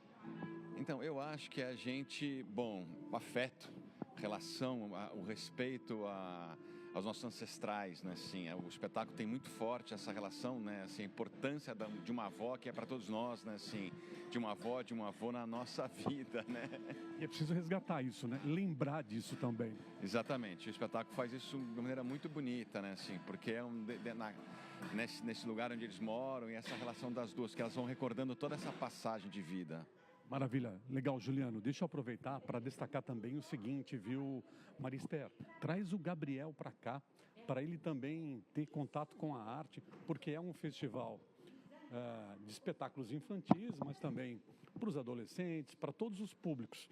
Vou conversar com o pessoal da organização agora, o pessoal da Inarte, a Terezinha Raimann, porque são 12 grupos teatrais de 6 estados brasileiros, são 24 apresentações gratuitas até o dia 20 de setembro, todas as apresentações aqui no Teatro Carlos Gomes, entrada gratuita, mas a gente vai explicar que 6.000 pessoas já confirmaram presença, são os jovens das escolas aqui de Blumenau. E a Terezinha fala, é mais uma vez o FENATIB trazendo essa oportunidade única para todos os públicos aqui em Blumenau. Boa tarde. Boa tarde. Isso é muito importante, né? Que pelo menos 6.000 crianças vão ter acesso gratuito ao teatro. E à noite, os mesmos espetáculos estão à disposição também da família, que pode chegar pelo menos 30 minutos antes para tirar o seu convite e assistir o espetáculo. Pessoal de casa, queria chamar a atenção, pedir para a nossa produção colocar na tela o endereço, o site inarte.com.br. Você acessando o inarte.org.br, você tem todos os detalhes da programação, as peças, os horários para você confirmar. Traz sua família, os seus filhos, vem participar desta grande jornada cultural que é o Festival Nacional de Teatro Infantil. E qual é a missão principal do FENATIB? Mais uma edição, 27ª edição, Terezinha. É uma missão bastante importante, principalmente do acesso cultural às nossas crianças, aos nossos jovens e também a formação do professor, porque durante o FENATIB nós teremos também um seminário que vai falar neste ano sobre teatro na escola, que é importantíssimo a discussão desse tema para que os professores também possam trabalhar na sua escola com uma certa garantia de informações e de discussão sobre essa área. Legal. Terezinha, muito obrigado pela sua participação, parabéns por mais um FENATIB. E a gente vai encerrando então essa nossa participação com mais um trechinho então do pessoal Teatro da Pedra de São João del Rei, Minas Gerais. Eles se apresentam hoje à noite, 19h30, aqui no Teatro Carlos Gomes, Entrada Franca. Confere aí, Marister, e traz o Gabriel. Eu sim, viu, PC? Você sabe que enquanto a gente está acompanhando as imagens aí, eu vou fazer um relato pessoal. Eu não sei qual é o tipo de feitiço, de magia que tem nesses espaços, que até crianças de 2 anos, elas ficam vidradas em apresentações, não é? A Sofia, que está do meu lado também, a mãe, está concordando, porque, gente, é incrível. A criança nessa idade não para. Mas você leva para acompanhar uma apresentação, algo desse tipo, e eles ficam paralisados. Todo mundo. É a arte, gente, é a cultura e a importância de levar os pequenos desde cedo para conhecerem. Pensa, esse grupo aqui é de Minas Gerais, está aqui em Blumenau fazendo a apresentação. Então, essa mistura de cultura do Brasil, para a gente poder já colocar isso na infância dessas crianças, né, para eles crescerem aprendendo, um convite muito especial e gratuito para vocês aí de casa. Obrigada, viu, PC? Quem sabe, né? Eu dou um pulinho aí com o Gabriel, com a minha família também. Muita coisa boa lá na FENATIB. Vamos seguir? Agora sim eu vou falar aqui com a Sofia. A gente vai no SCC10 para trazer notícia para vocês agora. O ex-presidente Jair Bolsonaro foi condenado nessa quinta-feira pela tentativa de golpe de Estado e outros 4 crimes. Sofia Gonzalez é que vai trazer os detalhes. Bom dia, Sofia. Bom dia, Maria. Bom dia para quem nos acompanha aqui no SCC Meio-Dia. A gente vem fazendo a cobertura completa do caso do Bolsonaro aqui no portal SCC10. E ontem, então, ele foi condenado a 27 anos e 3 meses de prisão com um placar de 4-1. Alexandre de Moraes, Flávio Dino, Carmen Lúcia e Cristiano Zanin votaram a favor e Luiz Fux votou contra. Bolsonaro e mais 7 aliados estavam sendo julgados por 5 crimes: organização criminosa, tentativa de abolição violenta do Estado Democrático de Direito, tentativa de golpe de Estado, dano qualificado pela violência e grave ameaça contra o patrimônio público e deterioração do patrimônio tombado. Aqui no portal SCC10 a gente tem as penas que foram ali definidas para cada um dos réus também. E, além disso, uma coisa que está causando bastante confusão são os próximos passos, né? O que acontece agora com essas penas definidas? Tem todo ainda um trajeto a ser percorrido e aqui a gente também esclarece essas questões em outra matéria aqui do portal, fazendo a cobertura completa. Maria. Muito bom, porque realmente a gente fica com essa dúvida, né? É o comentário agora, tá, mas o que é que acontece? Ele pode ser preso hoje? Não? Enfim, o SCC10 tem todos os detalhes, vocês podem entrar lá e tem o QR Code que está aparecendo aqui na tela também para facilitar o caminho até o nosso portal. Obrigada, Sofia. Obrigada, Maria. Vamos seguir, gente? Tem a previsão do tempo chegando por aqui agora? Roda a vinheta.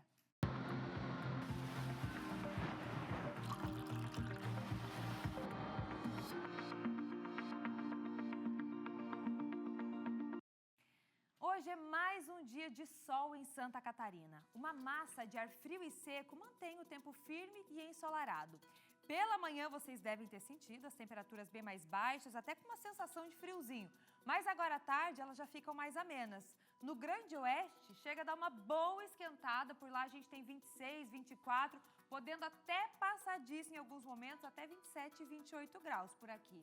Aí vindo aqui para o nosso meio do mapa, ó, na região central de Planaltos, ó, a máxima de 20 na Serra, 24 no Planalto Norte e para nossa faixa leste, nosso litoral, ó, Grande Florianópolis a gente ainda tem um solzão, mas a máxima não sobe tanto, máxima de 19 graus. Então tem sol, mas não esquenta tanto assim. Sul do estado a máxima é de 20, norte do estado 19 e na região do Vale 20 graus de máxima hoje. Amanhã a gente ainda segue com esse tempo mais seco, mais ensolarado e a gente tem um destaque importante com relação às temperaturas, principalmente nas primeiras horas do dia. São muito baixas, ainda mais na região dos Planaltos, inclusive por lá com chance de geada. Mas depois dá uma amenizada. Então, ó, as mínimas, ó, entre 4 e 10 graus, então frio para todo mundo de manhã. Aí depois, no sábado, já vai dando uma esquentada, máximas entre 18, isso daqui região serrana, 20 e tantos nas outras regiões, agora 29 a gente pode ter no Grande Oeste Catarinense. Vai esquentar por lá neste sábado. Aí no domingo, já temos mudança no tempo. O sol dá espaço às nuvens que tomam conta do céu junto com os nevoeiros. Na região oeste, a gente tem condição para pancadas de chuva e temporais isolados à tarde e à noite. As temperaturas seguem mais baixas ao amanhecer e aí durante o dia de novo, essa rápida elevação.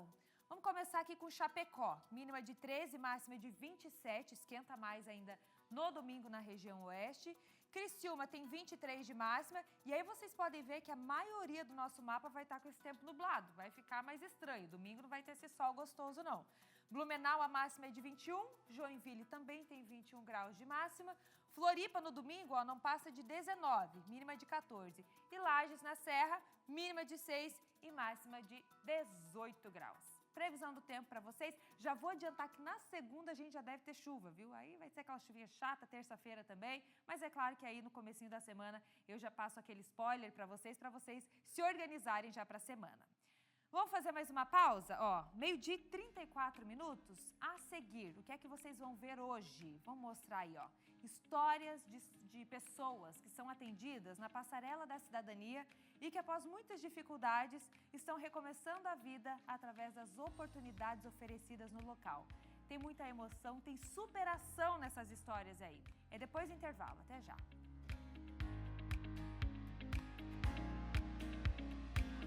Estamos de volta com o SCC Meio Dia desta sexta-feira. Há pouco nós falamos aqui no SCC Meio Dia sobre o caso de um professor de judô que foi preso em São José, suspeito de estuprar uma menina de apenas 10 anos de idade. Ele dava aulas no Instituto Educacional de Educação, aqui em Florianópolis. Por isso, a nossa produção entrou em contato com a Secretaria de Estado da Educação de Santa Catarina, que informa que o homem envolvido no caso está aposentado desde 2016 da rede estadual de ensino. Mas a Secretaria está à disposição da Polícia Civil para colaborar com as investigações. Dessa forma, todas as eventuais denúncias realizadas contra o suspeito no período em que ele atuava como professor da rede estadual serão levantadas para auxiliar nas apurações. É claro que a gente vai seguir em cima e cobrando também das autoridades. Agora a gente vai para a região continental aqui na capital. No sábado, o Parque Costa Azul recebe um evento que promete transformar o espaço em um grande palco de esporte e bem-estar, com muita atividade ao ar livre, lazer, diversão para toda a família também. Jean Ferreira está ao vivo com a gente, queremos saber que local é esse, já conta tudo para a gente, Jean. Oi, Maria, a gente está de volta aqui trazendo então uma outra oportunidade para quem vai curtir o final de semana aqui na Grande Florianópolis, em Floripa, São José, Palhoça também, Biguaçu. Tem então um programa aberto para a comunidade aqui no Parque Costa Azul. O parque aqui que também passou por uma parceria público-privada com a empresa W. Queires, que fez aqui os empreendimentos ao entorno da praça e revitalizou já esse espaço para a comunidade, uma outra cara, uma outra estrutura e agora promove então esse evento também para trazer a comunidade para cá. A gente fala com o Leonardo, que é organizador do evento, para saber o que vai ter aqui, o que a comunidade vai encontrar aqui, Leonardo. Muito bem, a gente tem o evento Movimenta Primavera do W. Queires aqui na praça, com atividade física, conectando a comunidade ao implemento que foi muito bem entregue aqui, e tem várias atividades. Então, o espaço zen, basquete, o futebolão, o treinão de corrida logo cedo pela manhã. Então, muita atividade para todo mundo e todas essas atividades gratuitas, que é o mais importante. Leonardo, a partir de que horas o público já pode chegar aqui e vão começar essas atividades? Então, às 8 horas a gente tem a primeira dinâmica, que é o treinão de corrida. Vamos sair daqui da Praça Costa Azul e vamos em direção à Beira-Mar do Estreito. E a partir das 10 da manhã, toda a praça funcionando com diversas atividades. Então, todas as atividades dentro de um programa e de um passaporte. Quem se habilitar dentro dessas diversas atividades sai da praça ainda com uma lembrancinha do evento, que é muito bacana. Show de bola. Aberto ao público para todas as cidades, então vai ter atividade. Faz um convite aí, então, para quem está nos assistindo, Leonardo. É isso aí. Evento gratuito, aberto ao público, amanhã, sábado, das 10 até as 16 horas. Só chegar aqui conosco e aproveitar esse implemento aí que foi entregue aqui no Novo Estreito, na Praça Costa Azul. É isso aí. Maria, para quem conhece a região aqui, sabe que isso aqui mudou bastante. O Oliveira, o Grande Oliveira, vai fazer um passeio agora para você conhecer aí de casa, né? Tem as quadras aqui de esporte ao ar livre, bastante espaço para quem vai aproveitar aqui. Tem quadra de basquete também ali, muita árvore, um lugar arborizado com sombra para fazer piquenique. São três partes aqui, né? 3 degraus, digamos assim, de praça. O primeiro lá passa ali do ladinho da Engenheiro Maxirama, avenida muito conhecida que liga Floripa com São José. E subindo aqui a Eugênio Raulino Queires, você também tem acesso aqui a toda essa praça aqui, viu, Maria? Então fica o convite, amanhã o pessoal está convidado para treinar, para se exercitar, para brincar e para aproveitar então toda essa atividade gratuita, aberta ao público aqui em Floripa, Maria. Muito legal, Gia. Que espaço, hein? Florianópolis está de parabéns. Que espaço, né? Para praticar esporte, levar a família, curtir um pôr do sol. Olha só, com um dia desse, né? Com esse céu azul, que gostoso aproveitar um espaço como esse. Muito legal, Jean. Tá feito convite para vocês aí de casa, hein? Bora aproveitar e participar também. Chapecó vai tremer no ritmo da batida nesse final de semana. Cerca de 300 músicos são esperados para o maior encontro de bateristas da região oeste. O Felipe Bastos está ao vivo no local, vai contar mais detalhes para a gente. Bastos, vai dizer que você é baterista também. Você sabe que a gente foi pego de surpresa aqui quando descobrimos que o Laércio Botega, você acredita, gente, apresentador aqui junto com a gente do A Tarde é Nossa, manda muito na bateria. Ninguém sabia, ele escondeu isso por muito tempo. Quero saber se você toca bateria também.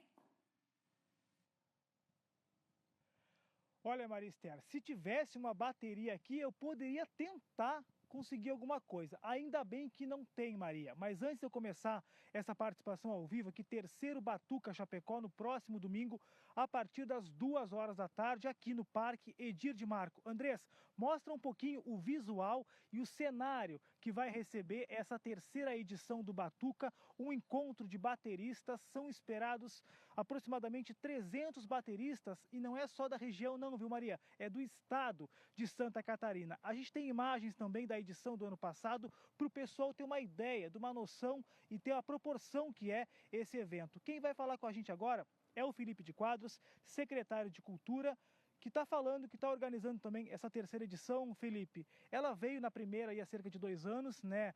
Se criou muita expectativa e o evento dá para se dizer que já se consolidou aqui em Chapecó. Não é à toa que mudou de lugar na edição desse ano, veio para um parque maior, porque o número de participantes também é maior. Bom dia. Bom dia, com certeza. Primeiramente, agradecer o espaço do SBT para nós poder fazer essa divulgação estadual, principalmente porque tem mais de 300 inscritos e boa parte dos inscritos são do estado de Santa Catarina. Vem pessoas aqui de Floripa, de Lages, de várias regiões do nosso estado. Então, para nós é um motivo de muita alegria, para a administração pública de Chapecó, para o prefeito, justamente fazer eventos assim e trazer para os parques, descentralizar os nossos eventos, né? Não somente em espaços que já ocorrem.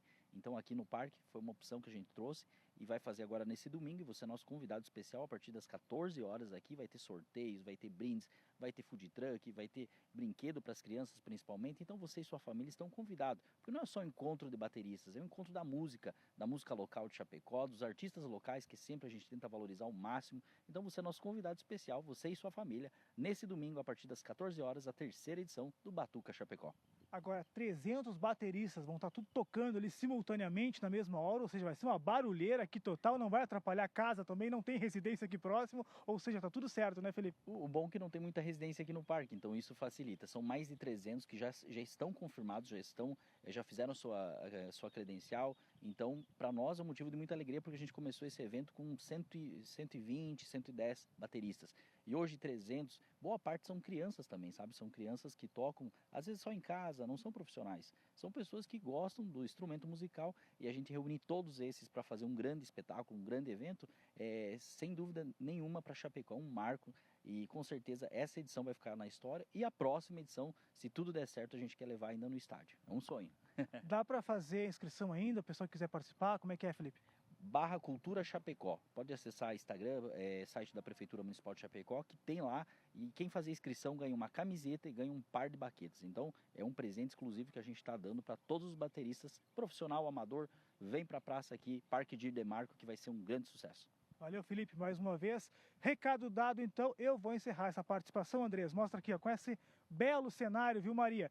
Fique com um pouquinho de inveja, porque Chapecó também tem espaços de lazer e tem parques como esse, o Edir de Marco, que vai receber a 3ª edição do Batuca Chapecó no próximo domingo, às 2 horas da tarde. É pegar a família e vir pra cá curtir e aproveitar o domingo, que pelo jeito, Maria, vai ser de muito sol e muito calor, né? Vai ser sim, que coisa boa, hein? Eu trouxe agora na previsão que vai estar com esse tempo mais seco, mas à tarde a gente deve ter chuva. Então vamos agilizar esse evento aí para todo mundo poder curtir. Vocês sabem que a gente tem um cinegrafista aqui, o Ramon Kaminski, que ele é muito baterista, né? Final de semana ele trabalha aí nas bateras.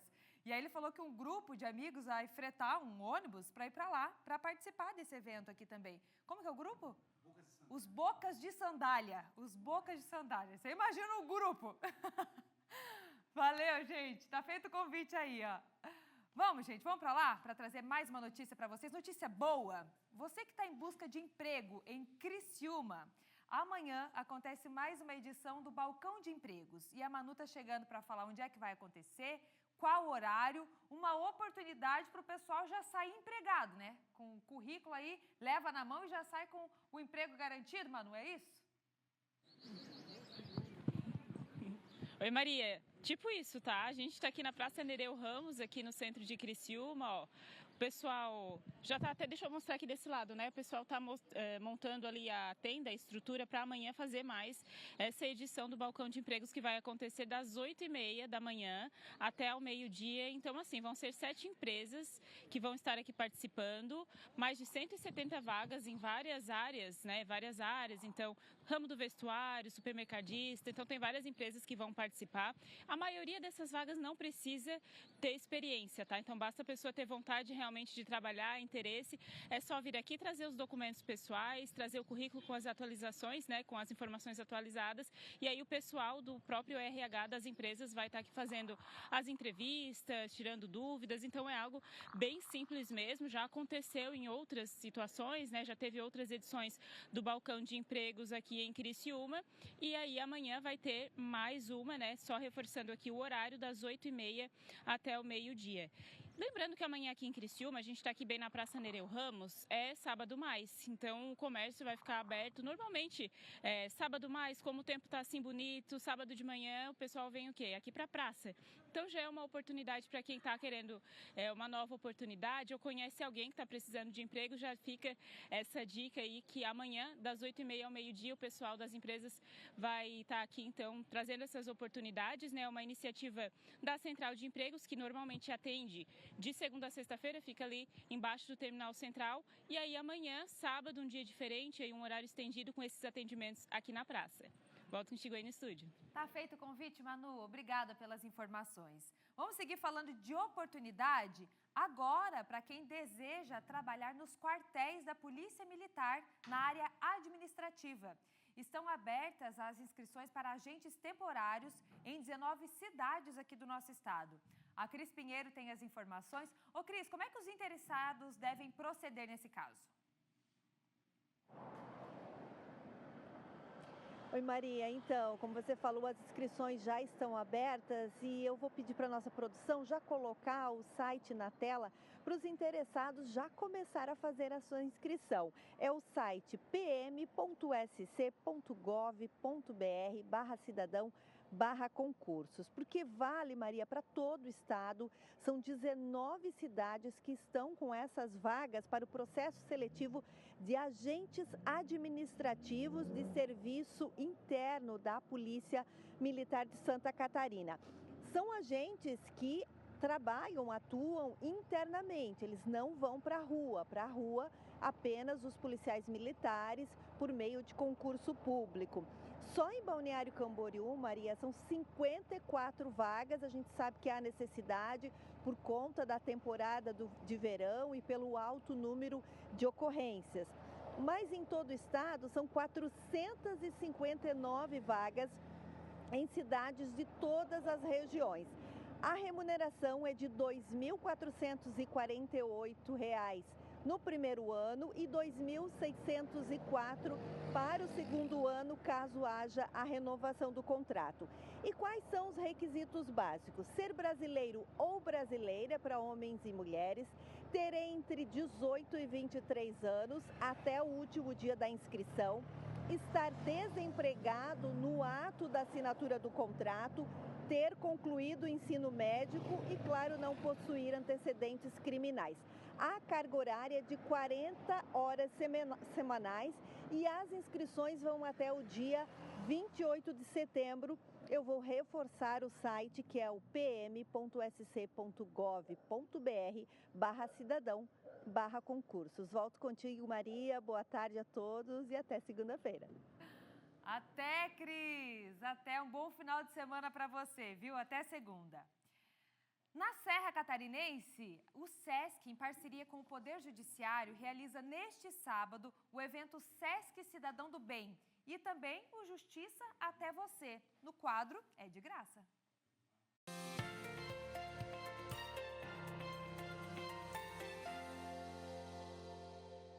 O objetivo é levar serviços jurídicos e sociais gratuitos às comunidades em situação de vulnerabilidade. O evento acontece neste sábado em uma escola municipal de Lages, com uma programação de integração social, inclusão e também cidadania. Shaina Marcon tem as informações.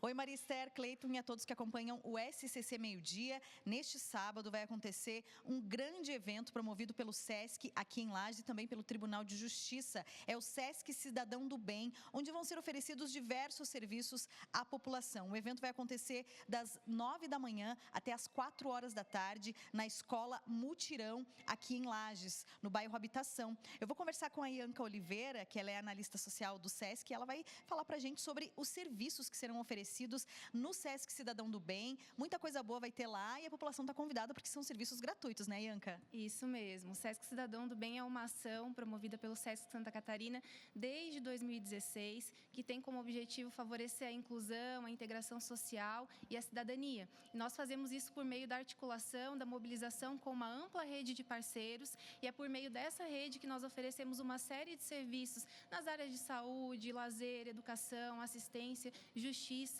e promoção social. Nesse ano de 2025, o SESC Cidadão do Bem acontece em 30 municípios catarinenses, dos dias 6 a 22 de setembro. São serviços gratuitos para toda a população, de todas as idades, com ênfase nas populações em situação de vulnerabilidade social.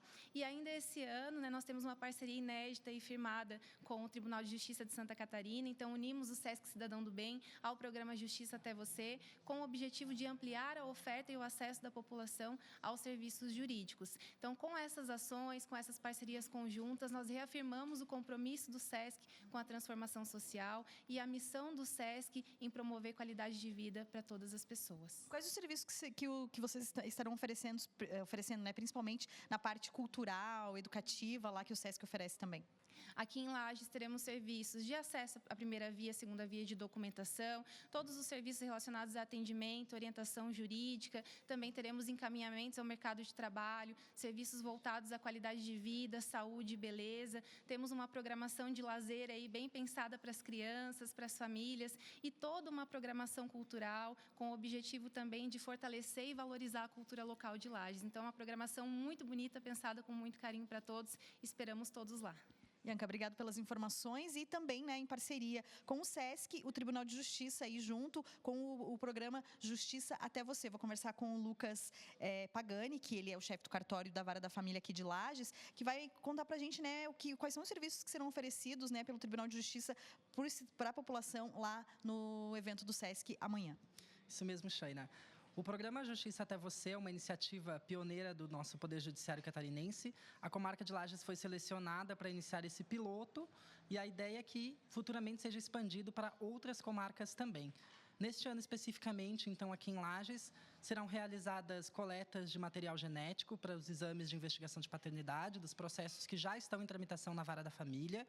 Esse material previamente foi recebido pela Corregedoria Geral da Justiça, as partes foram intimadas e futuramente, então, o material é encaminhado para o laboratório da UDESC, que é quem realiza o laudo genético. Então, é muito importante que as partes compareçam e será uma oportunidade de destravar processos que estavam há algum tempo represados, porque a demanda de kits é muito grande no Estado para a confecção desses laudos genéticos. E, além disso, também o Tribunal de Justiça também irá, por meio do Sejus, que é o Centro de Solução de Conflitos, fomentar os métodos alternativos de solução de conflitos. Então, aqueles que buscam orientação jurídica das chamadas pequenas causas, quando a população tem algum problema que quer solucionar, terá lá a oportunidade no evento de consultar os nossos colegas do Sejus, que saber como proceder, eventualmente até pode ser feita uma conciliação já no próprio evento. Que bacana. Então, são diversos serviços que serão oferecidos, tanto, né, pelo Tribunal de Justiça, quanto pelo SESC, outros parceiros, a Prefeitura de Lages também é parceira do evento. Então, vários serviços sendo oferecidos neste sábado, a partir das 9 da manhã até às 4 horas da tarde, na Escola de Educação Básica Municipal Mutirão, no bairro Habitação. Estão todos convidados. Eu volto com vocês aí no estúdio. Obrigada, Shaina, pelas informações. Agora, vocês vão conhecer a história de duas pessoas atendidas na Passarela da Cidadania. Após muitas dificuldades, eles estão recomeçando a vida através das oportunidades que são oferecidas no local. A reportagem é do Jean Ferreira e do Ramon Kaminski. Diferentes histórias e o mesmo destino. Aqui se encontram sonhos que ficaram pelo caminho, mas agora começam a ser reconstruídos. Eu vim por uma proposta de emprego de uma empresa. Cheguei em Florianópolis e a empresa simplesmente nunca mais me respondeu, não foi me buscar. Foi assim que eu acabei tendo que usufruir do Espaço da Passarela. Eu era usuário de pedra e daí eu fiquei sabendo daqui e vim para cá, que eu morava na rua. E daí eu vim para cá para ver o que se conseguia algo melhor. Pablo e Marcelo vieram de fora, no primeiro momento em busca de abrigo, mas encontraram mais do que isso. Conversando com um e outro, acabei conhecendo, falaram da Passarela. A princípio, quando tu chega em uma cidade que tu não conhece nada, tu vem sem dinheiro, tu vem... Cara, tu vai em busca da alimentação. E aí foi onde eu soube e aqui acabei descobrindo tudo o que o projeto aqui faz. Marcelo mostra com orgulho o troféu da última vitória. A conquista foi o concurso da Concap. Eu fiz os aulão aqui e lá foi mais fácil fazer o concurso, né? A primeira prova.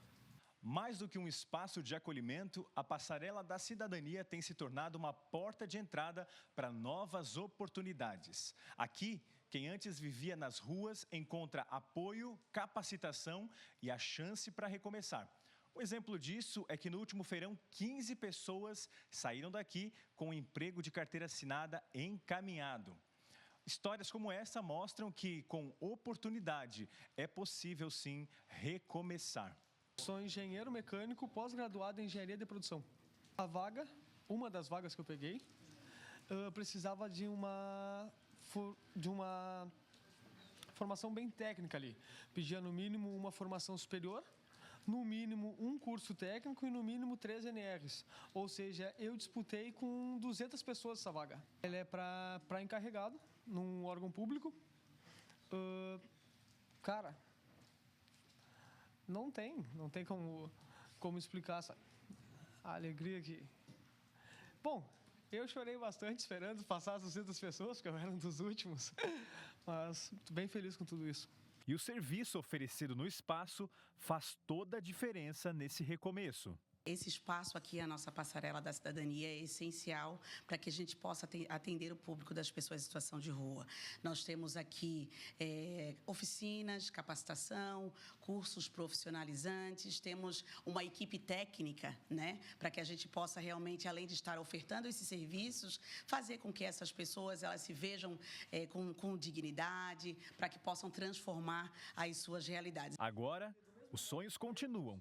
E os planos para o futuro já se refletem no sorriso. O objetivo é começar no primeiro emprego amanhã, no segundo depois de amanhã e semana que vem, se tudo der certo, deixar a vaga para uma outra pessoa que possa usufruir tanto quanto eu. Alugar minha casa e deixar o espaço para outros também. Tudo isso deixa um sentimento gravado em quem passa por aqui. Hoje é de gratidão. Foi assim, aqui foi muito melhor que eu imaginei. Histórias e recomeços. Que linda reportagem para a gente mostrar para vocês nessa sexta-feira. Pessoal, eu vi que a Sofia, eu sei que vocês sabem que eu sou chocólatra, né? Porque quantas vezes eu já falei isso aqui, não é novidade pra ninguém, Sofia. Agora eu queria entender por que você tá segurando um pedaço de chocolate aqui. Eu vim pelo cheiro. É sexta-feira, eu tava com saudade de você, você merece. E eu vou te dizer que é meio amargo, tá? Eu gosto também. Então, faz bem pra saúde e eu vou te explicar por quê. Olha só, enquanto eu dou um recadinho pro pessoal, tu vai aproveitando aí, tá bom? Comigo. Então, gente, comer chocolate amargo regularmente pode reduzir as chances de desenvolver diabetes, de acordo com uma pesquisa, um estudo de Harvard. Pesquisadores analisaram dados de profissionais de saúde com idade média ali de 47 anos e 82% mulheres de 3 grandes estudos nacionais conduzidos ao longo de mais de 30 anos. E nenhum dos participantes tinha diabetes no início. Todos relataram ali seus hábitos alimentares, incluindo a quantidade e os tipos de chocolate que consumiam, junto também com o status de diabetes e o peso durante o período do estudo. Ao final, então, dos 192 mil profissionais, quase 19 mil relataram ter sido diagnosticados com diabetes. E aqueles que comeram ao menos 5 porções de chocolate amargo por semana, no entanto, tiveram 21% menos probabilidade de desenvolver diabetes em comparação com os participantes que disseram raramente ou nunca comer chocolate amargo. Então, Maria, como eu quero que você fique bastante saudável aí por muito tempo, tô te ajudando aí nessa dieta. E para quem quiser saber mais, tem a matéria completa aqui no portal também para poder embasar aí a sua dieta, né? Não, mas eu vou te falar uma coisa, olha, por experiência própria. Eu como chocolate há muitos anos nessa minha vida. Gosto de um chocolate amargo também. Confesso que não tem muito tempo que eu aprendi a gostar de chocolate amargo. Mas a gente sabe que tem mais benefícios. E a minha glicemia é ótima, né? É ótima. Então, eu acredito que eu estou longe de diabetes. Adorei o presente, Sofia. Obrigada, viu? Sextou com essa boa notícia. Sextou. Bom final de semana pra você. Bom fim de semana. Pessoal, eu com o meu chocolate aqui com a Sofia, vou chamar Thiago Pires. Ele tem um recado do Tá Na Hora pra vocês. Ô, Renata. Mentira. É sério? Bom, vamos contar depois. Só um pouquinho. Bom, pessoal, eu só passando aqui pra fazer um convite pra você. Tem o Tá Na Hora Santa Catarina, hoje às 6h30 da tarde, viu? Então fica o convite pra vocês curtirem e ficarem junto com a gente, porque tem muita informação, muita notícia chegando. E eu vou voltar aqui porque tem novidade que em breve a gente vai contar. 6h30, tá na hora. Hein, Rê? Me diz. 6h30, então, tá na hora Santa Catarina. Pessoal, vamos encerrando o nosso meio-dia de hoje? Quantas emoções vivemos nessa sexta-feira, né? Tem imagens? Vamos dar uma espiada no tempo lá fora. A gente começa com Imbituba, com essa imagem belíssima. Lagoa de Ibiraquera à direita e a praia de Imbituba à esquerda. Olha só, gente, que imagem linda. 1h03. Agora vamos dar uma olhadinha na Praia dos Ingleses, Florianópolis. Olha só também, gente, com esse marzão e esse céu azul, coisa boa, hein? Temperatura agora na capital, 19 graus. Mais uma imagem para vocês, antes da gente encerrar, espiando o tempo lá fora, praia de 4 Ilhas, Bombinhas, também com uma imagem belíssima aqui do nosso litoral catarinense. Tem um ventinho por lá, hein? Podem ver que o ventinho tá chegando por aqui. Mas é isso, gente, um bom final de semana para vocês e já quero convidar todo mundo a continuar ligado, porque agora o A Tarde é Nossa vai começar. Bora lá!